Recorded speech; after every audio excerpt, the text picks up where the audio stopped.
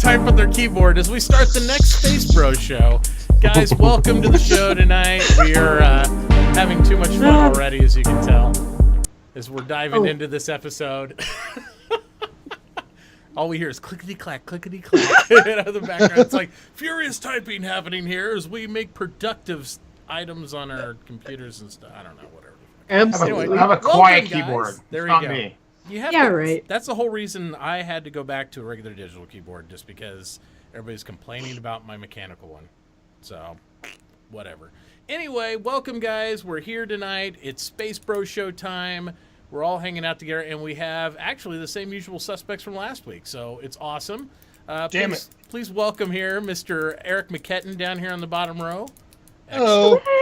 Mr. Moonshiner in the house. Mr. Stoutman, intensely staring at his screen.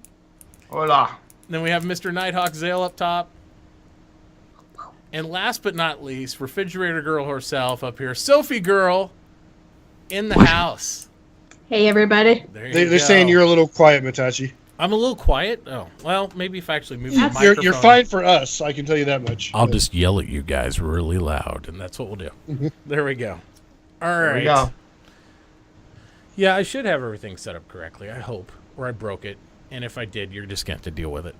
Anyway, so it's been another week of PTU testing for us for 2.4. We're trying to help get this thing out to live as much as people randomly crashing into shit in a game can help. Right. Because that's pretty much what's been happening. I don't know what your guys' experiences with the most current patches have been. The last one seemed better for me. It's gone up and down for me intermittently. You know, it's been kind of at first I thought it was good. Then the patches beginning of the week, it's like not so much for me, but it got better for Eric. He said so. It just kind of then it got when it got better for you, it got worse for me. Like Stoutman and I, the other night we both ended up quitting pretty much the same time because we reached a point where we were crashing every 5 minutes, and it takes 5 minutes to get into a damn ship in the PTU. Oh, I'm telling you. So it's like we get into the ship, take off, and crash. We're like, are you kidding me? We couldn't do anything. So he quits. He hosts me just as I announce, all right, I'm done with this, guys. I'm freaking done with this. And I get a host from Stoutman in a Stout raid. He comes running in. I was like, have you been crashing every 5 minutes too? Yep. So, yes, I have. And so that was the end of this. And we were the last two guys streaming at that point. Nobody else was streaming Star Citizen. Yeah, they must have started working on the servers or something because it suddenly got worse and worse. It was horrible, yeah. Yeah, I had the same exact experience. Everybody I went to host, I played the other night for about 30 minutes, 40 minutes, and we were just having crash dumps. And it was just after the sixth one, I was like, we'll play some Overwatch for a little while, guys, and we'll do something else. And we went to host somebody, and everybody else was like, well, I'm getting off too. I'm like, well, shit. Yep. I guess everyone can just watch me play Overwatch then instead. So I was just trying to keep people in the same theme. If I get 30 or 40 people watching and they're watching Star Citizen and I'm going to switch to something I know they don't care, I'll go play that. I'll let them watch somebody else playing Star Citizen. So it's been one of those weeks where, I don't know, ups and downs as far as disappointments with it and all that. I have had fun when I can stay in, I say. I've had a lot of fun with it. Yeah, it's been great. It's been great, but it's just stability. And there's really nothing we can do except try to play it and stress test it, I guess, and they can keep on trying to fix the netcode, because everything else besides the general bugs, what we have, the ships floating up in the air. No big deal. No big deal. Actually, it's kind of fun.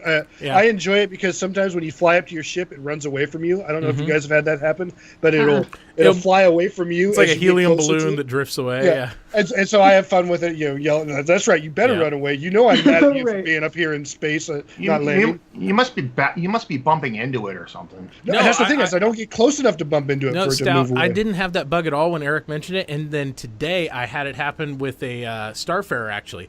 I'd go close, and it was like a slow helium balloon, and it just kept drifting away. I was like, what is going on? I'm like, I'm hitting my key, and I look down, and Olasair is getting farther away from me, and I'm like, I am moving, because I thought I wasn't moving, but because it kept staying out of reach. It was teasing me. Yep. I was like, what is that about? Have you noticed it happens when you to me walk the most underneath with it? Gladius. When you walk under it, it kind of just like immediately lands. Sometimes it does, Some of but them this do, one sometimes they don't. floated away on me like a balloon. I was like, that is so odd. The other thing that I consistently have as a bug, for me anyway, is if I get killed by another player, I automatically respawn invisible. Every time for me. And then or if you blow up in your Yes. ship, if you like self-destruct your ship, you'll respawn invisible too. or if you run into shit, not that I ever run into anything in Star Citizen, right, but right. Of course but, not. yeah, but whenever you actually die in that way, you spawn invisible, and all I have to do is commit suicide again, and I'm fine. But it happens every single time I die, and I was like, I had that start happening more and more the last 2 days, and last night it was constantly. I would have to close the client because I would be invisible 4 or 5 times in a row. Yeah, absolutely. It was just really odd situation, but other than that, I haven't had any more floating head scenarios where I'm just a floating head. Floating head is my favorite. Floating head That is. was my favorite too. I heard it's highly recommended, but I'm no longer partaking in it. It's great for freaking people out because you run up to them and literally all you are is a head bouncing around, and every time they do a double take and if you get I got into somebody's ship like that. It was hilarious. He didn't know I was on his ship, and he was flying. I was just standing behind him in his cockpit, waiting for him to. And he landed, or he stopped at a comrade. So I turned around, and there's just my head floating there, staring at him. Run down the hallway, commit suicide, and it's like a bowling ball. It's great. Yeah, it tosses the head down. It's like, no. I prefer the talking heads myself. There you go. I think the couple times I had that before, though, I jumped up on the actual ship selection area, and I get inside that little hologram middle, so I'd be like a floating like avatar in the middle of the thing to sit there, and people would look at me, and when they got real close staring at me, I'd start moving around rapidly, having a seizure, and they were like, "What? It's actually there," So yeah, you could have fun with some of that stuff, but. I can say this, the thing I've been the most impressed with over the 2.4 patch has been the money. The money's worked. When I buy stuff, the guns and weapons are persistent. They stay there. My suits stay there. I mean, of course, between patches, they're resetting it intermittently and stuff. But otherwise, it's been really stable and nice. I think it's so nice to be able to go to Korea fully armed to the teeth ahead of time rather than have to run around for guns. That's been my favorite thing. And the sniper rifle, as many people have seen on my stream, has been a new staple in my toolkit. So I love that. That's been so much fun. Nice. It's really good. Nice. I still haven't had an opportunity to play much of it. It'll be pretty soon here, but I would love to say that I've gotten more. I've gotten to watch you and Eric play, and Stoutman and Nighthawk and Moonshiner caught you, so I'm scared when you actually can get in there because it's just like before when you didn't do FPS and then all of a sudden you picked up a gun with toy and you were actually learning it. You were like, oh my god, you became an animal, and it was like, I don't want to go to Korea. Sophie's there. She's dangerous. It's only because my friends shot me, and once I felt the sting of getting shot in the face by my friends, game over. So it's I still blame the name thing on top. We put you down, but we didn't know it was you until afterwards. But I don't know about that. I'm pretty sure that all love and compassion drained from Sophie Girl. Oh, it was. Day. It's like she went from that beautiful smile to like, yeah, you guys are gonna die. Mitauchi was on Discord the day that my voice just tanked. I really all rainbows and lollipops disappeared, and it was nothing but satanic red blood. Everyone's it's dead. like when you're talking, joking about something, and then your friend doesn't find it funny, so the line goes dead on the air, and you're like, Sophie. Where'd she Sophie? Where'd she go? And all of a sudden there's an intermittent gunfire and everybody in your party drops to the floor dead. It's like, what I will say this about 2.4 and first-person shooters, or first-person combat and shooting. There is now a reason to do it. Yes. There are two reasons. If you want to be a bad guy, there's reasons to go to Korea and be a bad guy and guard it. If you want to be a good guy, there's reasons to go to Korea and be a good guy and guard it. But you absolutely need to be in a team of people because one person is going to get slaughtered by two or more every time. That's just how it works. Yeah. And unfortunately, there's a really easy way to game the system. Yeah, there's a really easy way to game the system right now where you can clip through any door in the game right now. And it doesn't take much to figure out how to do it. And unfortunately, that makes it easy to sneak up on somebody who's trying to defend Korea and kill them, which is one of the reasons why you need several people in there defending it, because you need overlapping fields of fire and whatnot. Absolutely. But it is a real legitimate game thing right now. I mean, for crying out loud, WTFosaurus made something like 100,000 UEC just defending Korea last week, just for killing people over and over again and getting 500 UEC for killing them. No, he kept getting the whiskey that respawns every. Well, 10 yeah, minutes. and the whiskey too. Yeah, I saw him. I saw him there. He had 125,000, and he's like, "This is great. I'm going for 200,000." Yeah, because you can literally he was just sit in killing that everybody. station, grab more ammo, grab money because it respawns, and hold it down with some friends and have an enjoyable time as other people try to get in there. But as long as the door clipping's there, I didn't really want to take part in that too much because I tried it and I was successful at doing it too, and I was like, wow, that's kind of broken. Because the whole concept is, if you're defending the station, you can go up to that command room that's available in 2.4 that's not in 2.3, so a lot of people don't know what I'm talking about, but there's a command room upstairs on the second floor, and it actually identifies which airlock's open, so it can allow you to coordinate how to defend Korea, and it makes it much more engaging and interesting for everyone. And when you clip through the doors, obviously you're bypassing that security measure, so it's just kind of like, I don't know. I didn't like that. So what I did was, and shout out to WTF for being a good sport. Him and Toy Grubbin got into it heavily on the server comms, and we won't go into how deep it went, but there was some name calling and everything else, but it was good jarring fun. We were sitting up there, and I had the Overwatch on the whole system, on the whole station with a sniper rifle, and Toy'd go in there and he'd clean them all out. And WTF and them were like, they were getting a little frustrated. And then they'd come out and they'd kill Toy, and two of them run across to kill him, and I'd snipe him back the head, and it was fun. It was really fun. They were being good sports about it for the most part. Cool. So it was good. It was good. I don't think that I think I was called a camper a few times, and I was like, I'm more of a survivor, and Here's the deal. I like to weigh in this on whenever I hear this. I don't play first-person shooters that much, but unless you are watching a spawn point for a person or an item, as far as I'm concerned, it is not camping, because what you call camping in a first-person shooter is what you call living in real war. Yep. You find a secure location that you have good field of fire, and it's hard to approach you without being in that field of fire, and you stay there. Yep. That's what you do. You hold it. Yep. It's yeah. When you commit to an Overwatch position, whether you're tactically in a ground unit or not, you are actually giving cover and giving surveillance for your team, and that's what you do. And that's why Toy was able to get in many times and kill everybody, and anybody that tried to tail or pick up on him was getting picked off quickly. Yep. So I would call it more an educational experience than a camping trip, but whatever. But when people call me a camper, I'm like, hell, I build log cabins. I don't care. I'll be here all day. It's like, if I can hold this position, then whatever. I'm old school. When I played real competitive first-person shooters for any length of time, it was original Quake 1, sometimes Quake 2, Doom, those games. And the term camper was reserved for a very specific type of thing, and that was exactly what it said. You were camping a spawn location to get easy kills, or camping a spawn location of a power-up to kill people trying to get that power-up and get that power-up yourself. And that's what you did, is you sat there and you camped on that spot hoping to get that item. And that is completely different from finding a good defensible location and killing people from that location. Absolutely. Yeah, camping was always used when I played MMOs. Where camping like a boss to get or for where a good loot drops at. Yep. That type of camping, because that would piss people off because they want to get it, but you're there first. Yep. Same concept, same idea. Yeah. That's Yep.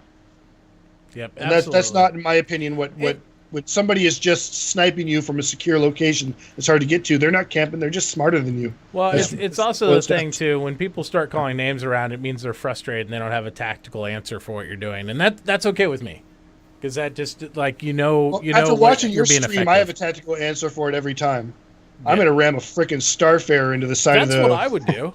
Or I don't know. Station that you're near.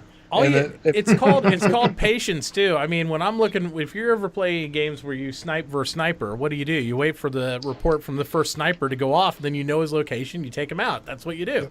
It's pretty easy. Or you don't approach from the side you're getting sniped every time repeatedly for 15 kills. But hey, some people don't learn quickly, and that's all right. Sniping means you're somebody come along. Yep. That's just sniping. Absolutely. I'm actually going to take a second here and plug an organization. Please forward all salty tears to Renegade Squadron. They do love them on their big bags. There you go. Yeah. Oh, man. We went right there, didn't we? All right, guys. Well, let's dive into what we saw this week in Star Citizen, start our week in review and do all that stuff. You know, again, I mentioned to you guys before we started when we do our pre-show little thing, which always devolves down. I think we spent most time talking about Sophie's first experience with D&D she's going to be doing rather than prepping for the show. But that's exciting too. When I watched, exciting. Yeah, that's tomorrow 1 p.m. That's going to be awesome. Are you doing? Are we plugging now? It?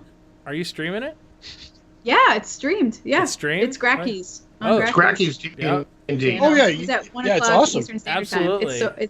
We'll get some. You've so never fun to watched watch. Mitt, you need to watch it because I haven't you're watched like, the tabletop. I've used to heard play- about it before, and I just haven't had a chance to check it. I'll check it out tomorrow. If you get a chance, you need to watch Gracky's Table because it's a blast to watch it. I tune it on whenever I'm awake at that time. That's early for me though. Yeah. If I'm awake at that time, I'll have it running in the background while I'm writing or whatever because it's fun to watch. Who else? He's Who brilliant else as is a going to be DM. playing with you, Soph? Astro Pub, I believe, and Captain Flint, and there's a handful of other people who I'm not 100% familiar with yet, but it's Right. it's going to be. Gracky's I been still doing gotta it give for Berserker like 3 shit for months changing now, I his think. name, by the way. I always do. I always got to mention that. Who wants to be called an Astropub? Come on, Berserker. Go back to Berserker. He's branding his channel. It was a know. marketing choice. Mm-hmm. Because he misspelled Berserker check it when he out. made that name. So Yeah, I'll check it out for sure. Well, I've misspelled Mitauchi, so it's all good. But who's to say how you spell it correctly? nobody That's can why spell it's anyway. So. Mitauchi. Yeah, Ouch. I still love the ones that go Mitauchi, and I'm like, what? I don't even have letters for that. in So this. I don't know Supreme what that's Tokyo. about. Yes. Supreme Tokyo not only mispronounces your name, but he'll add letters to it. But that's great. okay. He can't speak. It's his own he can't flavor. speak any language. I don't think When Sophie first started streaming, he was calling her. He did not Sophie understand that the GRL was girl, so then he didn't know to call her Sophie. And it was like Sophig was one of them. Sophie GRL. She must be and- German. She's Sophie Sophigel. Grill. Sophigel. Yeah. It's a German name. Yeah, Sophie Grill. It's It like was Sophie awful. Girl Tokyo. It's a girl. Yeah, you First gotta be name like Sophie. clearing last your name throat Girl. at the end of her name. I know she must be from the Midwest. She likes to grills or something. I don't know what's going on. That's it. One That's of my it. favorites to hear Tokyo pronounces Syriana because he is yet in 6 months or so of pronouncing Syriana's name to actually get Syriana's name right. And also, It's always like, what about Cryana? Or We there's got- the R. I really want to get Tokyo on the Space Pro show. I'm afraid we just rag on him the whole time, though, and all that. Well, that's But what we do on Perverse the Verse, so I he's already noticed. used to it. And if you guys haven't watched Perverse the Verse on Sunday, since this is a whole plug fest anyway, be So sure to check that entertaining. out too. I love watching them there, and it's almost like every time you hear Eric go deep into something, it's like Tokyo's always able to make it a lighter conversation by saying something, and the record scratches, and the whole conversation stops. It's I'll very tell you, awkward and fun. I'll let you guys in on a little secret. That's part of our shtick. I'll start going serious on something, and you watch up in the corner, and Tokyo's like licking his penguin or his flamingo or something. Yeah, that's something's going on. It's a and little bit- then Tokyo will deliberately say something that he knows will piss me off, just so that I will then go into a rage yelling at him, and so he can laugh. And we do that, and that's part of the whole shtick. And meanwhile, Stoutman's sitting there, and he'll nod the whole time. There Or he you gets go. up and walks away. That's what my favorite is. Tokyo and I will get in on it, and Stoutman will just walk off. he's gone. Just his chair sitting there spinning. Yep. And did I mention, guys, for all you noticing Sophie's fridge in chat, like Baron there, at the end of the episode, we will spin a wheel, and the winner will be able to select one item from Sophie's fridge to have us mail it to you. I can't guarantee it'll still be fresh by the time it gets there, but we will send that over to your house directly. So Choose some moldy cream cheese. Choose the Yeah. moldy We should do a contest. We should really do a contest where we have people guess what Sophie's going to pull out of the fridge. Then have Sophie. She'll open the door without looking in. We'll call Just it- reach in and grab something and pull it out. If they get Dude, it right, I'll make a they whole get subscriber animated flair or I'll something. make a whole animated Guys- scene for that. We'll say, "What's in Sophie's fridge?" It'll be a whole game show thing. This is perfect because food is near and dear to my heart. So I like what we're coming up with here, and I'm happy to do that. So anytime we need to practice this, just let me know. Yeah, I'm game. We'll definitely come up with some of that. We are working on my channel on a game show we want to do for starting next month. We're going to do some fun Star Citizen related little game shows like once a month or something like that. So that'll be entertaining. We'll see if we can incorporate the fridge thing. That'd be amazeballs. I think so and then too. we can place bets on whether it's spoiled or not. And you can tell from her expression when she tastes it. Yeah.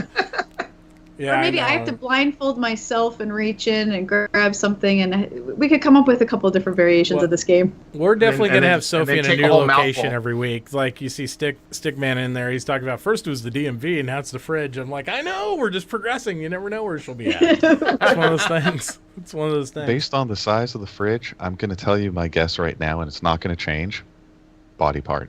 I was going to say a whole half of a cow hanging up in there. No, for real, Nighthawk. I think those are medical cabinets to the left. You and I. Like, she lives close to you, dude. I wouldn't say shit like that. And giving away my secrets. Now Toy Groovin is getting nasty there. So I see him. I get see back him. in the game soon so you can start smacking him around some more. I got that. That's crazy. I All see right, him in guys, here. let's get into some Star Citizen. I know we're having too much fun anyway. So we had for the week in review, we had the 10 for the devs, which, like I said, I didn't think would be really entertaining. So a lot of times I skipped them, but I did watch this one. It had Ben in there, and it had I think it was one of the isn't it one of the writers was on this? Yeah, one? it's one of the writers. Yeah, it was I can't remember which one right now. I have to see his face to. Yeah, I can't remember either. But I did find it entertaining because they had a lot of ships and lore, and my alerts are still going off. Thank you so much for the follows, by the way, guys. Dave had it. Dave had it. Yeah. I don't know, my alert thing isn't working half the time now, but I do appreciate it. We'll just say this is a blanket thank you for the follows. We will take care of you after the show. But yeah, it was actually entertaining. It seems like anything Ben attaches himself to becomes more entertaining to me. He should be on Bug Smashers one time, and I think I'd actually watch the episode. Not that I have anything against Bug Smashers. I just want them to fix it. They don't need to show me how they did it. I understand all that anyway. I love Disco Lando, but Ben has better reactions to things than Disco Lando does. Mm-hmm. If Lando, if Ben doesn't find something interesting, he finds a way to steer the conversation, a way to make it interesting to him. Yep. If Lando doesn't find it interesting, he just stares at the screen. Yeah, he does, which can be entertaining, but it's like I love them both together. I can say when I see Disco by himself or even Ben by himself, Ben's better at playing off people. Right. Like whenever he's, even with Sandy or anybody, I like Ben around other people, and I like Disco when he's got Ben to balance him out. So it's always entertaining to watch. But either way, I would suggest you guys watch part of that. I mean, it did go over a little bit of lore, a little bit of story progression, but Ben was able to work in some ship information and like some backstory on some of the ships and stuff in there too, and I thought that was pretty cool. So other than that, we did get the interview with Josh Herman. Character artist, so we now have somebody which we pray will bring all art director. He's the character art director. Yep. Globally, character art director. I guess I don't know if you call him global. He's art got director the power. Yeah, so we have one guy over the whole thing instead of augmented. This guy's over the UK team. This guy's over the US. So hopefully we'll start to see some real progress roll out to us because we know they're working hard on it. But once they get everything always coined together on both sides of the ball, be it Squadron 42 or the UK teams versus the US, we'd start to see more on our side in PTUs and in actual development because it actually gets issued out to us more organized fashion, I think. So that's exciting. And I know that Sophie's excited that there'll hopefully female characters be in there. Are you guys back? That was weird. I'm here. Okay, so it wasn't just me that lost the audio. Okay. No, I think it's a little bit glitchy. I think we're getting a lot of lost traffic audio as well. We're being censored by Big Brother. It happens. So now that we have a Censored global material. character art lead, we know who to blame, and we don't get to see those 4K high detailed nether regions that they talked about on that tip for the producers that one time. Exactly. I love that whole line though. Was so good. Wow. Never outsource your character art, or you end up with 4K female nether regions. They don't want me to tell you that happened, but it happened. You go. Oh yeah. Speaking of nether regions, at least we're seeing a lot of the female streamers, gamers, everybody start to drop more hints that they're really pressuring CIG about the female characters. We even had Sandy mention something today, right? She was like, maybe you'll get it done on the female characters. And I think Can you pull up that picture by chance, Mitauchi? where they're drawing on them and working on them. Yeah. Yeah, I can do that. There's something I wanted to point out on that picture. I know Sophie's going to appreciate it as well. Something that I appreciate. Yeah, it's up there. It's good. What? Is it If the you take a blue look- bra and panty? Yeah, if you take a look at her, you'll notice that she actually looks like a regular everyday woman and not some some video game girl with exaggerated hips and tits and ass and all that. She looks like she's got fairly big thighs. Yep. She's got the curves, the hips of a woman. She does not have huge tits. She has. Nope. Guess what? Women can develop muscles. There we go. Yeah, being censored again. What? Yeah, it's some intermittent stuff there on that, isn't it? I think it's Derek Smart's hacking in with his Russian hacking. Derek Skype's breaking it down. Well, Eric, I do have hope for this character being more of what we would call like the everyday type body style for a woman. But they haven't finished the head, so I'm waiting for a big anime face with like pigtails or something to come up there in the end of it. So it's like you did so well until you got to the chin, and then it went all crazy, guys. Sorry. That's one of the alien girls from Area 51. That's one of the Greys. You can tell. I was very happy to hear that on Around the Verse this week that Disco did specifically ask Josh Herman about female characters and where that stands. I was really happy to see that. So thank you, Disco, for wherever you are out there for asking that. Yes, Weber's shape is subjective, but proportions are not. That's the point. There you go. The proportions so female. Freeze! Stop freezing. That's not good. Are we back? Are we lost? Are we back? Are we lost? Uh-oh, we lost audio. Yeah, we lost it again. Are we back chunk tonight? We're back now. That was a huge chunk out, though. No. And that's what's in 2.5 that Brian told me. Yeah. Now that we've told you all the behind-the-scenes stuff, and we'll probably get blocked for it. No, I'm just kidding. So there you go. I thought Sophie had stopped talking, but I think the audio cut out and I interrupted her instead. It was a huge chunk. Okay. I thought Sophie stopped talking. I was like, it got quiet, so I started answering the weaponer, and then everything went really quiet. Yeah, I think it's probably on my end since I'm kind of hosting the whole thing. I imagine it's something being intermittent with this hour of the night here. Hopefully it'll clean up itself. So what else we got? We went through... Well, what you guys could hear of the character stuff. Then we had ATV. ATV was, I don't know, it was okay. I wasn't super excited about it. And we're freezing again, so you can just pretend they're talking. Here, I'll play all the characters. Sophie's like, I really like this refrigerator behind me. It's really awesome. Oh, we just lost them all. Hang on. Skype is failing me now. Let's see if we call them all back if it lines up correctly. As Ostermeyer has it. Are we back? We should. We'll see. Let's see if. Oh, it all lined up in the right boxes again. Damn. What is going on? I often line up in the right box. It doesn't look right to me. Nice. There you go. There we go. Okay. All right. We are back. Nice. Okay. I think. Well, that's what's in 2.6. So that's the next patch after that. They go that route, Stout Man. That's pretty brazen of them to try to pull that off 2 patches from now. Do you think they'll be able to do it though? The coding's already done. It's working fine. That's Zero amazing. That is amazing. I cannot wait to see that system. Absolutely. Sergeant Jokic has got a point, and I hope he's wrong, but he might be right. He said he bets the Buccaneer will be out before female characters, and I'm like, yeah, you're probably right again. I hate to say that. It could well be. Yeah. Like sadly, females are complicated. I wouldn't take that bet either. No, I would not bet against him on that one. Yeah. I always look for opportunities to bet against Jokic. Hey, Gracky's is here. Remember how we were making fun of people who streamed Dungeons and Dragons earlier? Yeah, exactly. No. Like, who would do that? And the people that actually go play Dungeons and Dragons on there too? Oh, God. What kind of person has hundreds of dice with different sides on them? And, I still have my dice set, though. I still got I was going to say, I think all of us do. That's why I was making that. It's like all of a sudden, like, let me get these off my desk here and throw them away. It's like, what? No, not me. Play tabletop stuff. Crazy sauce. Why use your imagination when we can let somebody else imagine things for us? There you go. There you go. All right, so we have all that went down.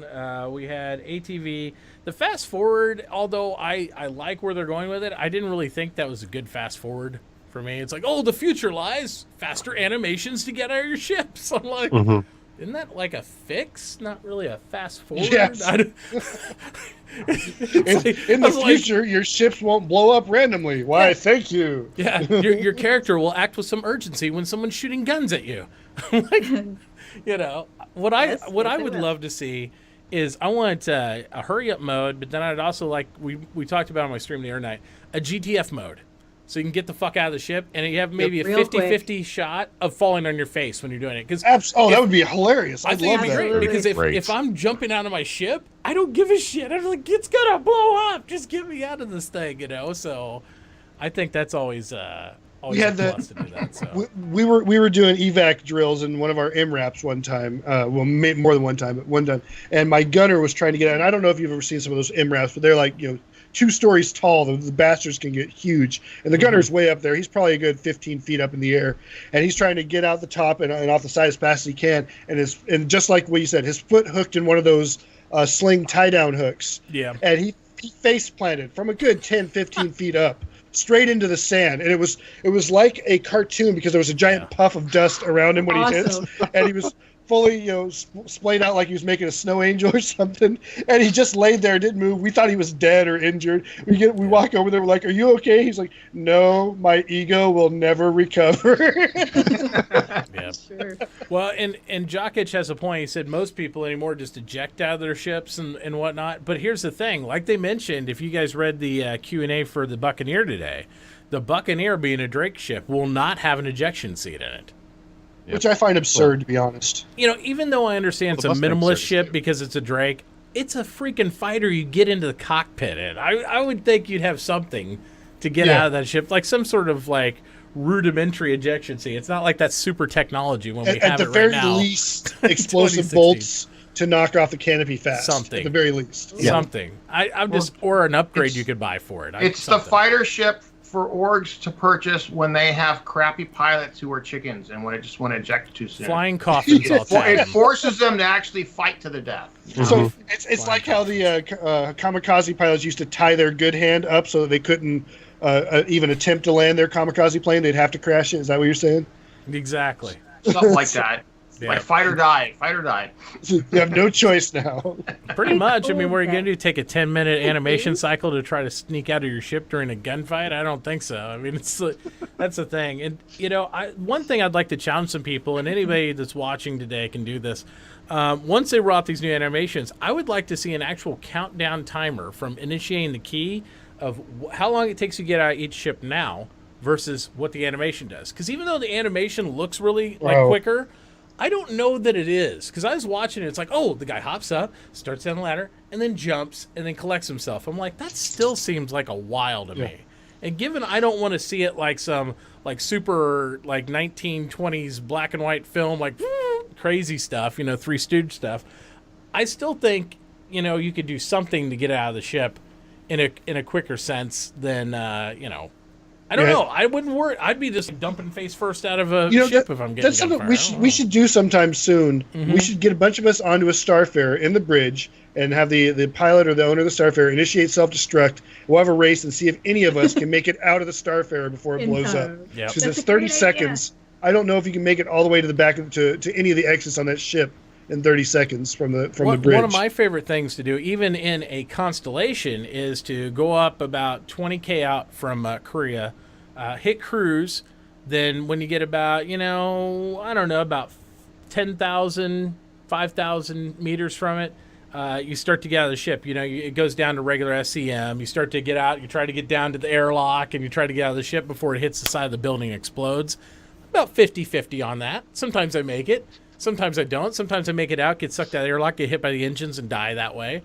But there's been times, as long as I'm not in the captain's seat in that, and it hits, I'm alive still. Even if I'm in the ship when it explodes, I'm like, oh, as long as you're not sitting in the front. They've had that with a lot of ships. Yeah. They've had that with the Freelancer a lot, too. Yeah.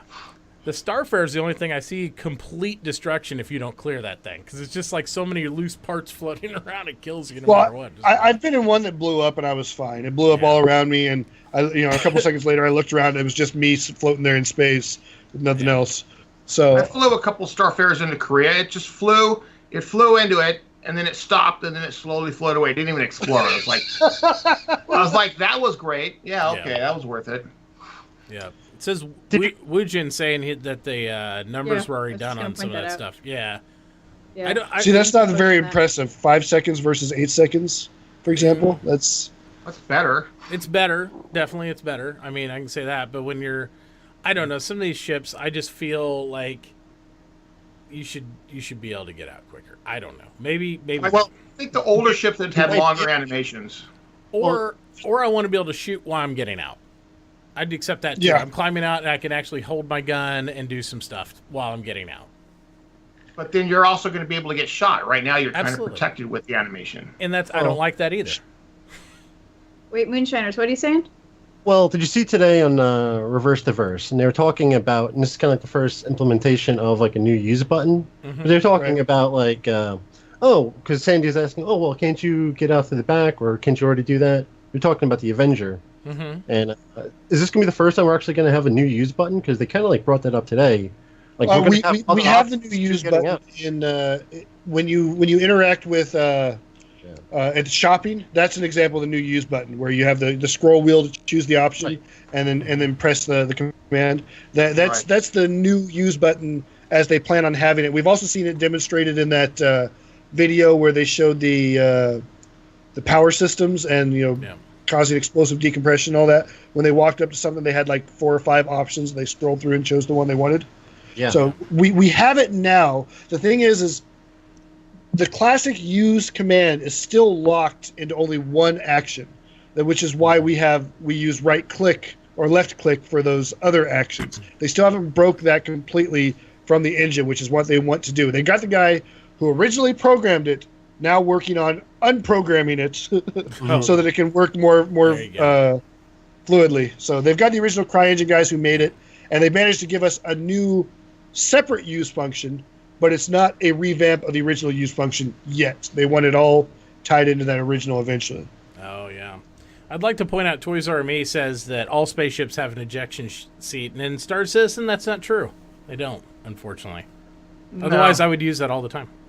The Freelancer doesn't have one. Constellation doesn't have one. And even not all fighters. They're already... What he's saying is his maximum, the ultralight that he has, which weighs no more than 254 pounds, it comes standard required with a ballistic parachute for recovery in case of an accident. And there's no reason why all spaceships shouldn't have some sort of ejection system. If an ultralight in the real world is required to have some sort of recovery system for emergencies, then yeah, every spaceship should probably... I think Toys R Me says he didn't say that at all, so I think he's probably typing to correct something that may have been... Okay, no, that's what it was... At 2311, he said all spaceships have an ejection seat. I just missed what he said before that. Yeah, right there. What he said before that. I just say if a maximum dry weight ultralight in the USA weighs no more than 254 pounds and has a ballistic parachute, all spaceships have an ejection seat. Okay. So that's what he's trying to say is that, yeah...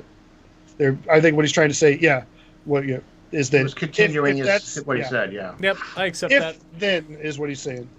I just got that's gonna depend upon how much into detail they want to get into like government safety regulations and stuff like that. Right. Because a lot of the ways that they design their implementing things are non-realistic how it would be done currently with like how automobiles are done, for example. Well, and specifically with the Drake ships, they're repurposed ships anyway, right? They're kind of like supposed to be bare bones utility ships that like people use for whatever nefarious reasons they want to. So I can see them being minimalist, but I think any fighter, if you get in a cockpit, you would think it would have some sort of, either bolt canopy, like explosive bolt canopy, like Eric was saying, or ejection seat, or it should. I would say if it's a single seater with no other way to get in but the cockpit, then ejection should be pretty much standard for that. The one caveat I would say to whether or not all ships should have ejections is how they want ship life to be in the future. And I personally think that the goal they're aiming for is that ships don't blow up that easily. That killing a ship is going to be more about disabling components, venting the atmosphere, things like that in a firefight, and then it's not going to be easy to just make a ship explode like it is right now. Right now, basically, ships have 2 states, alive or dead. That's it. There's no disabled for a ship. And I think what they want is disabled to be the most prevalent consequence. Which of will a be fight. a whole new dynamic in the game once we have that. I mean, it's going to be a whole that's different down the scenario. road a ways, but Yeah. that'll change things. Yeah, once the pipe system's not only online, but you can actually impact the pipe system and different things that way rather than just catastrophic failure. You can disable target engines and all that stuff. It'll be a different dynamic. But right now, you can blow the guns off stuff pretty easy, especially Starfare. It's like sneeze on it. Well, you have no guns. Enjoy. Like, okay. Yeah. What do you think? Put some of that armor on my guns, please, next time. But yeah. But we had, what else did we have? We had all that stuff. We did the ship update you guys were talking about, right? So they've been throwing a lot of assets and artists and stuff at the Caterpillar lately. I was just going to say, yep. And the Carrack. And the correct. So we will, no matter where you say Carrack or Carrack, whatever, that ship. The important thing ship is it's the best ship ever, and it's the only ship that really needs to be finished. The rest of them can go fuck themselves. It's going to be amazing. It's going to be amazing. And I can't wait till it's out. Thank you again for the follows, guys. Yeah, I don't care about the character. I'm just balancing things out. So Yeah. I don't have one. I'm actually really excited to see the Caterpillar even. I think it's going to be out sooner than we realize with them throwing this That's much gonna- artists on it. That's going to be an interesting ship. That's Yeah. going to be an interesting ship. Yeah. I'm waiting so much for them to once again give another ship update and say, yeah, that Reliant, it'll be here eventually. You know, it's like we've been listening to that for like 8 months. I'm like, I'm just ready for them if they're not going to have it out flyable and hangar. They got a hangar, but if they're not going to have it flyable and move past it, I'm ready for them to skip it for a while. Because I know they're working on it, and there's something with the flight model that's kind of hinky, I think, from what they've alluded to. Yeah. So I just, it's a cool ship, and I want to have it in the game because I've thought about, unmelting mine and keeping it. But then they said also today that they're not going to offer the variants in it when they put it back on sale again, which I was kind of surprised about. They're only going to offer the base model. So I was like, oh. Well, maybe. Well, that's the next sale. They'll have another sale after that. Oh, I'm sure they will eventually. Yeah, The anniversary sale will probably have everything again like we did last year. I wouldn't be surprised. And I'll wait to unmelt till then. I'll unmelt and then upgrade or something at that point. But that way I can get my LTI back on it and all that stuff. But yeah, I was just kind of surprised that they didn't have all the variants since they're offering both the Starfarer and the Gemini and all the other stuff that they might just put the variants on sale. But I guess they're only offering what they're planning on having flight ready, right? Whatever variants or models they are. So that makes sense in the long run. What else did they say about ship updates? I think that's about it. I'm suspecting to see the Herald really soon though. Mm-hmm. You would think that would be hangar ready here within the next month with all the work and assets they put on it and the modeling and all that stuff. And I think if we see the Herald here as soon as I think most of us are expecting it, that's, in my opinion, a good indication that we'll probably see the Buccaneer very quickly too, because I bet the Buccaneer is going to use a lot of reused assets from the Herald, much like the Saber and whatnot. That's what I was going to say. The Saber, I feel like it's going to be that, like, oh, by the way, this is done. Just like we saw the Saber all of a sudden in the Vanguard and some of these things that they already have, like an asset build up for. They're just kind of like, oh yeah, we went ahead and put this together. By the way, too. Here you go. So that way to get it in the game, and I'm excited about that. The Buccaneer would be amazing. I have upgraded my primary game package, which is my Gladius package, to a Buccaneer. So I'm looking forward to getting that too. Yep. And a selfless plug this month, we'll be giving away on my channel to our subscribers 2 different Buccaneers. So, if you haven't subscribed, always consider that as well. But, and only one of them comes with a power plant, though. So you gotta, it's an iffy choice. That's why they're different. Right, that's exactly why they're different. You got a 2-for-1 deal. One of them came without a power plant. That's it. But the cool thing is, you can piece it together. I actually almost bought 2 of them just because so you can get 2 of the special guns, depending on what they are. But we won't know until after they're done being sold because you can use those guns on other ships, and they get 2 size 4 specialty guns. I was like, ooh, that'd be cool. I'd much rather them say, hey, you can get a future interdictor model gun just for free whenever we get it done and it comes out, because they keep talking and hinting around that. But yeah, I'll take whatever they give me. I'm good with that. Yep. All right, so that was the ship updates. We had, I think Eric wanted to talk a little bit about some of the items in the monthly report that we saw. Oh, yeah. Yeah. I got it. Hang on. Let me find that report really quick. Go ahead. I had it highlighted, and then I moved away. And if you guys haven't read the monthly report, which I'm honestly just now going through, there's a ton of good shit in there. Yeah, this is some really good stuff from Foundry 42 UK on graphics. I'll just read it off here. First of all, there's a major upgrade to the particle lighting system. Previously, the particles were lit by a different system in the rest of the game. While that was cheaper, it had many visual problems. We've now changed it so it uses a new tiled lighting system, so the rest of the lighting is much better. Mitauchi. This means we get accurate shafts of light passing through particles. The tiled lighting system in general has had a major upgrade, which partly to allow particle lighting, but primarily to achieve greater performance. While looking at the lighting, we've also started to improve the quality of rectangular lights. This is many compromises to achieve any form of area lighting. Our work in the various high dynamic ranges features continues with the completion of the light linking feature.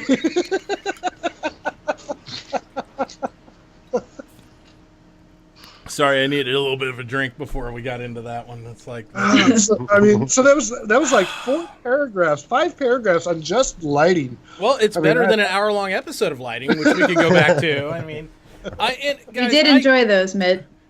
I get lighting's important, and I get that, and it's great. I just don't understand the amount of dedication to it in this game, and we're talking about alpha. Extra lighting passes is one of those things I think is like way closer to launch type stuff because they've changed it like 9 times in the last year. Lighting. Well, there's a reason why though. At least. I'm sure there is, and they'll dedicate an hour-long episode to it. And there's a built-in system. I think Stoutman was talking about this last week too. I think it was Stoutman was talking about. There's a built-in system in CryEngine that is breaking their ability to do lighting the way they want to do it. And they haven't figured out a way to yank that out of there yet. And so that's why they keep changing the lighting to work around this system, this volumetric fog system that's in there. And because until they can get rid of it, they're going to end up with a scenario where everything's either way too bright or way too dark, and there's no in between. I'd like them to come out with a slider where we can control the brightness ourselves, because I like things a little on the brighter side, because I just like to see the beauty of stuff versus just having stuff be too dark where you can't really see. I agree with that too. I think that it would be nice to have some control over that, how much of the effects and stuff like that we have. And I know it's alpha and that stuff will come down the road, but it would be nice, at least for us as people that present the game out to the public, if we had some control. Because some people go, they'll look at it and they don't really see all the fine details that we've seen as the game's developed. And there's so much details, I feel like, by them continually tweaking the lighting that's totally masked. It's totally gone. Why did Sophie Girl get timed out? I don't know. Oh, she did a link. I'm just trying to help out. Yes, Woojin, that's exactly why we have fog in the big ships. Because that fog manifests itself if there's too much light, it becomes visible. It's always there on the maps, but it only shows up when there's a certain amount of light. So the more light and the more variation of that dynamic lighting, the more likely you are to see it. Yeah. Sophie, if you link inside the pub, they can get it system there. Was bad.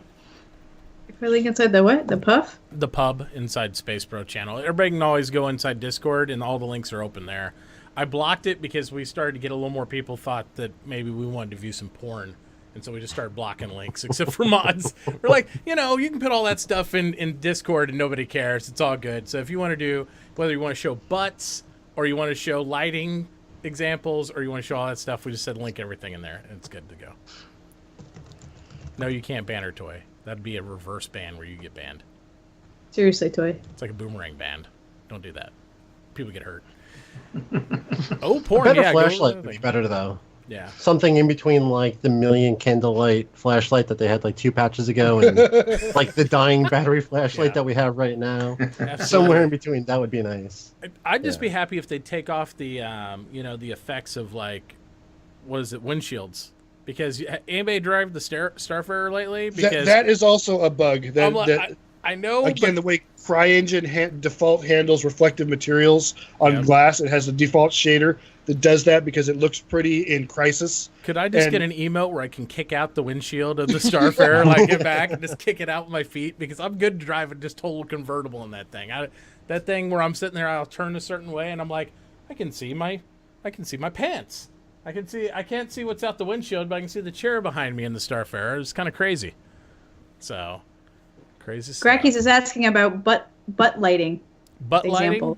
Well, if you go over, actually, that brings up an interesting thought of mine. If you go over to DJ Knight's Night Corpse, Has anybody gone over to anybody watch DJ Knight? I think he's a great streamer. Yeah. If you've gone over to the Night Corps Discord, he has a whole text channel on there for butts. It's called Butt Stuff. And all it is photographs of butts. So if you're if you want butt stuff, DJ Night Corps, tell him Mitauchi sent you. It's a whole section. We've thought about doing something special in my Discord for that as well. Although, since my kids are around during the afternoon, I figured there might be some accidental clicking, and I don't want them to watch the butt stuff. Because it could cause some lawsuits or some. As a butt man, I appreciate the seriousness of that channel. I as well. I just want to extend my thanks to DJ Knight for allowing that. Thank you, sir. And there's actually, you can read. You are a gentleman amongst scholars. And there is a lot of analyzing, and people are very particular about what the content is on the butt stuff. So I'm just telling you, I've read some long scientific pages of stuff. butt analysis. Exactly. Great critiques on there. So who said corpse? I didn't say corpse. Did I say corpse? Maybe I said corpse. So speaking of butts, how about in the monthly report where they were talking about the first in-house test of a full solar system? Ooh, yeah. Procedural planets and everything. I know. Heads up! I hate it when they mention, and it's just like a sidebar mention too. Yeah, we got to test out the solar system. It doesn't look that pretty yet, but we tested it. And that's all you're going to tell us. Oh, thanks, dicks. Well, it's nice. It's nice to know that they've got something like that up and going. The beginnings of it. I'm just waiting for a live stream where they totally blank out the screen, and you're like, it's like a view party when you watch reaction videos or when they were watching movies and you just watch them react to it. It's gonna be. I want to see a reaction video of them playing the procedural planet stuff, and they're flying around. They're just going. Oh, you know they're. Oh my god! Look at that! They were kicking themselves for not having cameras set up to record when they first got that pupil to planet thing. Yeah. Because you've heard the stories they told about it. How it was like first one person going, "You got to see this," and then another person. Then pretty soon the whole office and Chris is gathering everybody in there from outside, going, "Everybody come in and look at this! Look at this! It's amazeballs." It's really cool. Yeah. Yeah. There was they had a lot of stuff. I think Eric, you were also talking in the monthly report about the HOTUS testing stuff, weren't you? Oh, yeah. SciTech. Yeah, it was really interesting. They made specific mention that SciTech had given them an X-56, which is the new updated, supposedly, for space games HOTAS that SciTech is doing for testing. But they said, again, nothing about the Star Citizen branded HOTAS that SciTech is supposed to be making, which I found an interesting omission, I guess. Yeah. That they would talk about SciTech and testing sticks, but not mention what pretty much everybody's waiting to hear about, which is the one that's being made for our game here. Yeah, absolutely. I wonder if it's if that's going to be one of those things they just kind of continually shuttle to the side and we don't hear anything else about it or not. I mean, after the presentation at last year at CitizenCon and all the hype and all that stuff, it's been slowly getting quieter and quieter about it. So I don't know if they just aren't seeing eye to eye, or if it's basically exactly what some people, like Eric and some of the other people actually at Gamescom asked the question, like, is this just going to be another SciTech stick with a skin on it? And they were adamant that no. And it was not. Yeah, I don't know. I think it's that's probably not working too good if they're not getting that close to saying we've got something to show you. There's got to be problems, or there's got to be reluctance doing it, or it's got to be just reskinned and they're saying, no, do something else, Or what if it's all just locked into place? It's perfect. It's great. It's in working order. It's a non-issue, and it just needs to be released. Well, that's the thing. They were going to do pre-orders in January. Yeah. And then a week before the pre-orders started, they said, no, we can't do pre-orders, and we've heard nothing since then, which leads me to believe that I think what Stoutman is saying is probably they thought it was a disaster, and they're like, this is a piece of shit. Yeah, there's no way we're selling this to our people. And I honestly don't blame them if that's the case, because it's not CIG's bad. This would be a SciTech ballpark thing, because it's on them to present it and see what happens, so... Shock it. Yeah. They're hoping all three people who are waiting to buy it will just forget about it. Nice. The line has gotten that much shorter by I was going to think about buying it.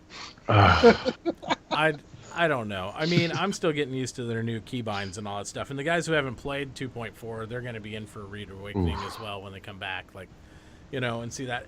And I honestly can say I've adapted and I'm fine with it. I don't have a problem with it. But it was initially, it was a bit of a curb. And when he gets face stomped by other people and you're like, I didn't know what up was. You feel kind of backward about it a little bit. I was pissed off the first couple of days. I'm like, where the fuck is that button at? You got a little hot yesterday. Somebody was griefing you there on what? Where were you at? I was in your server, and somebody was chasing you down at like the comm links or something like that, and jacking with you, Stout. I think. Wasn't it last night?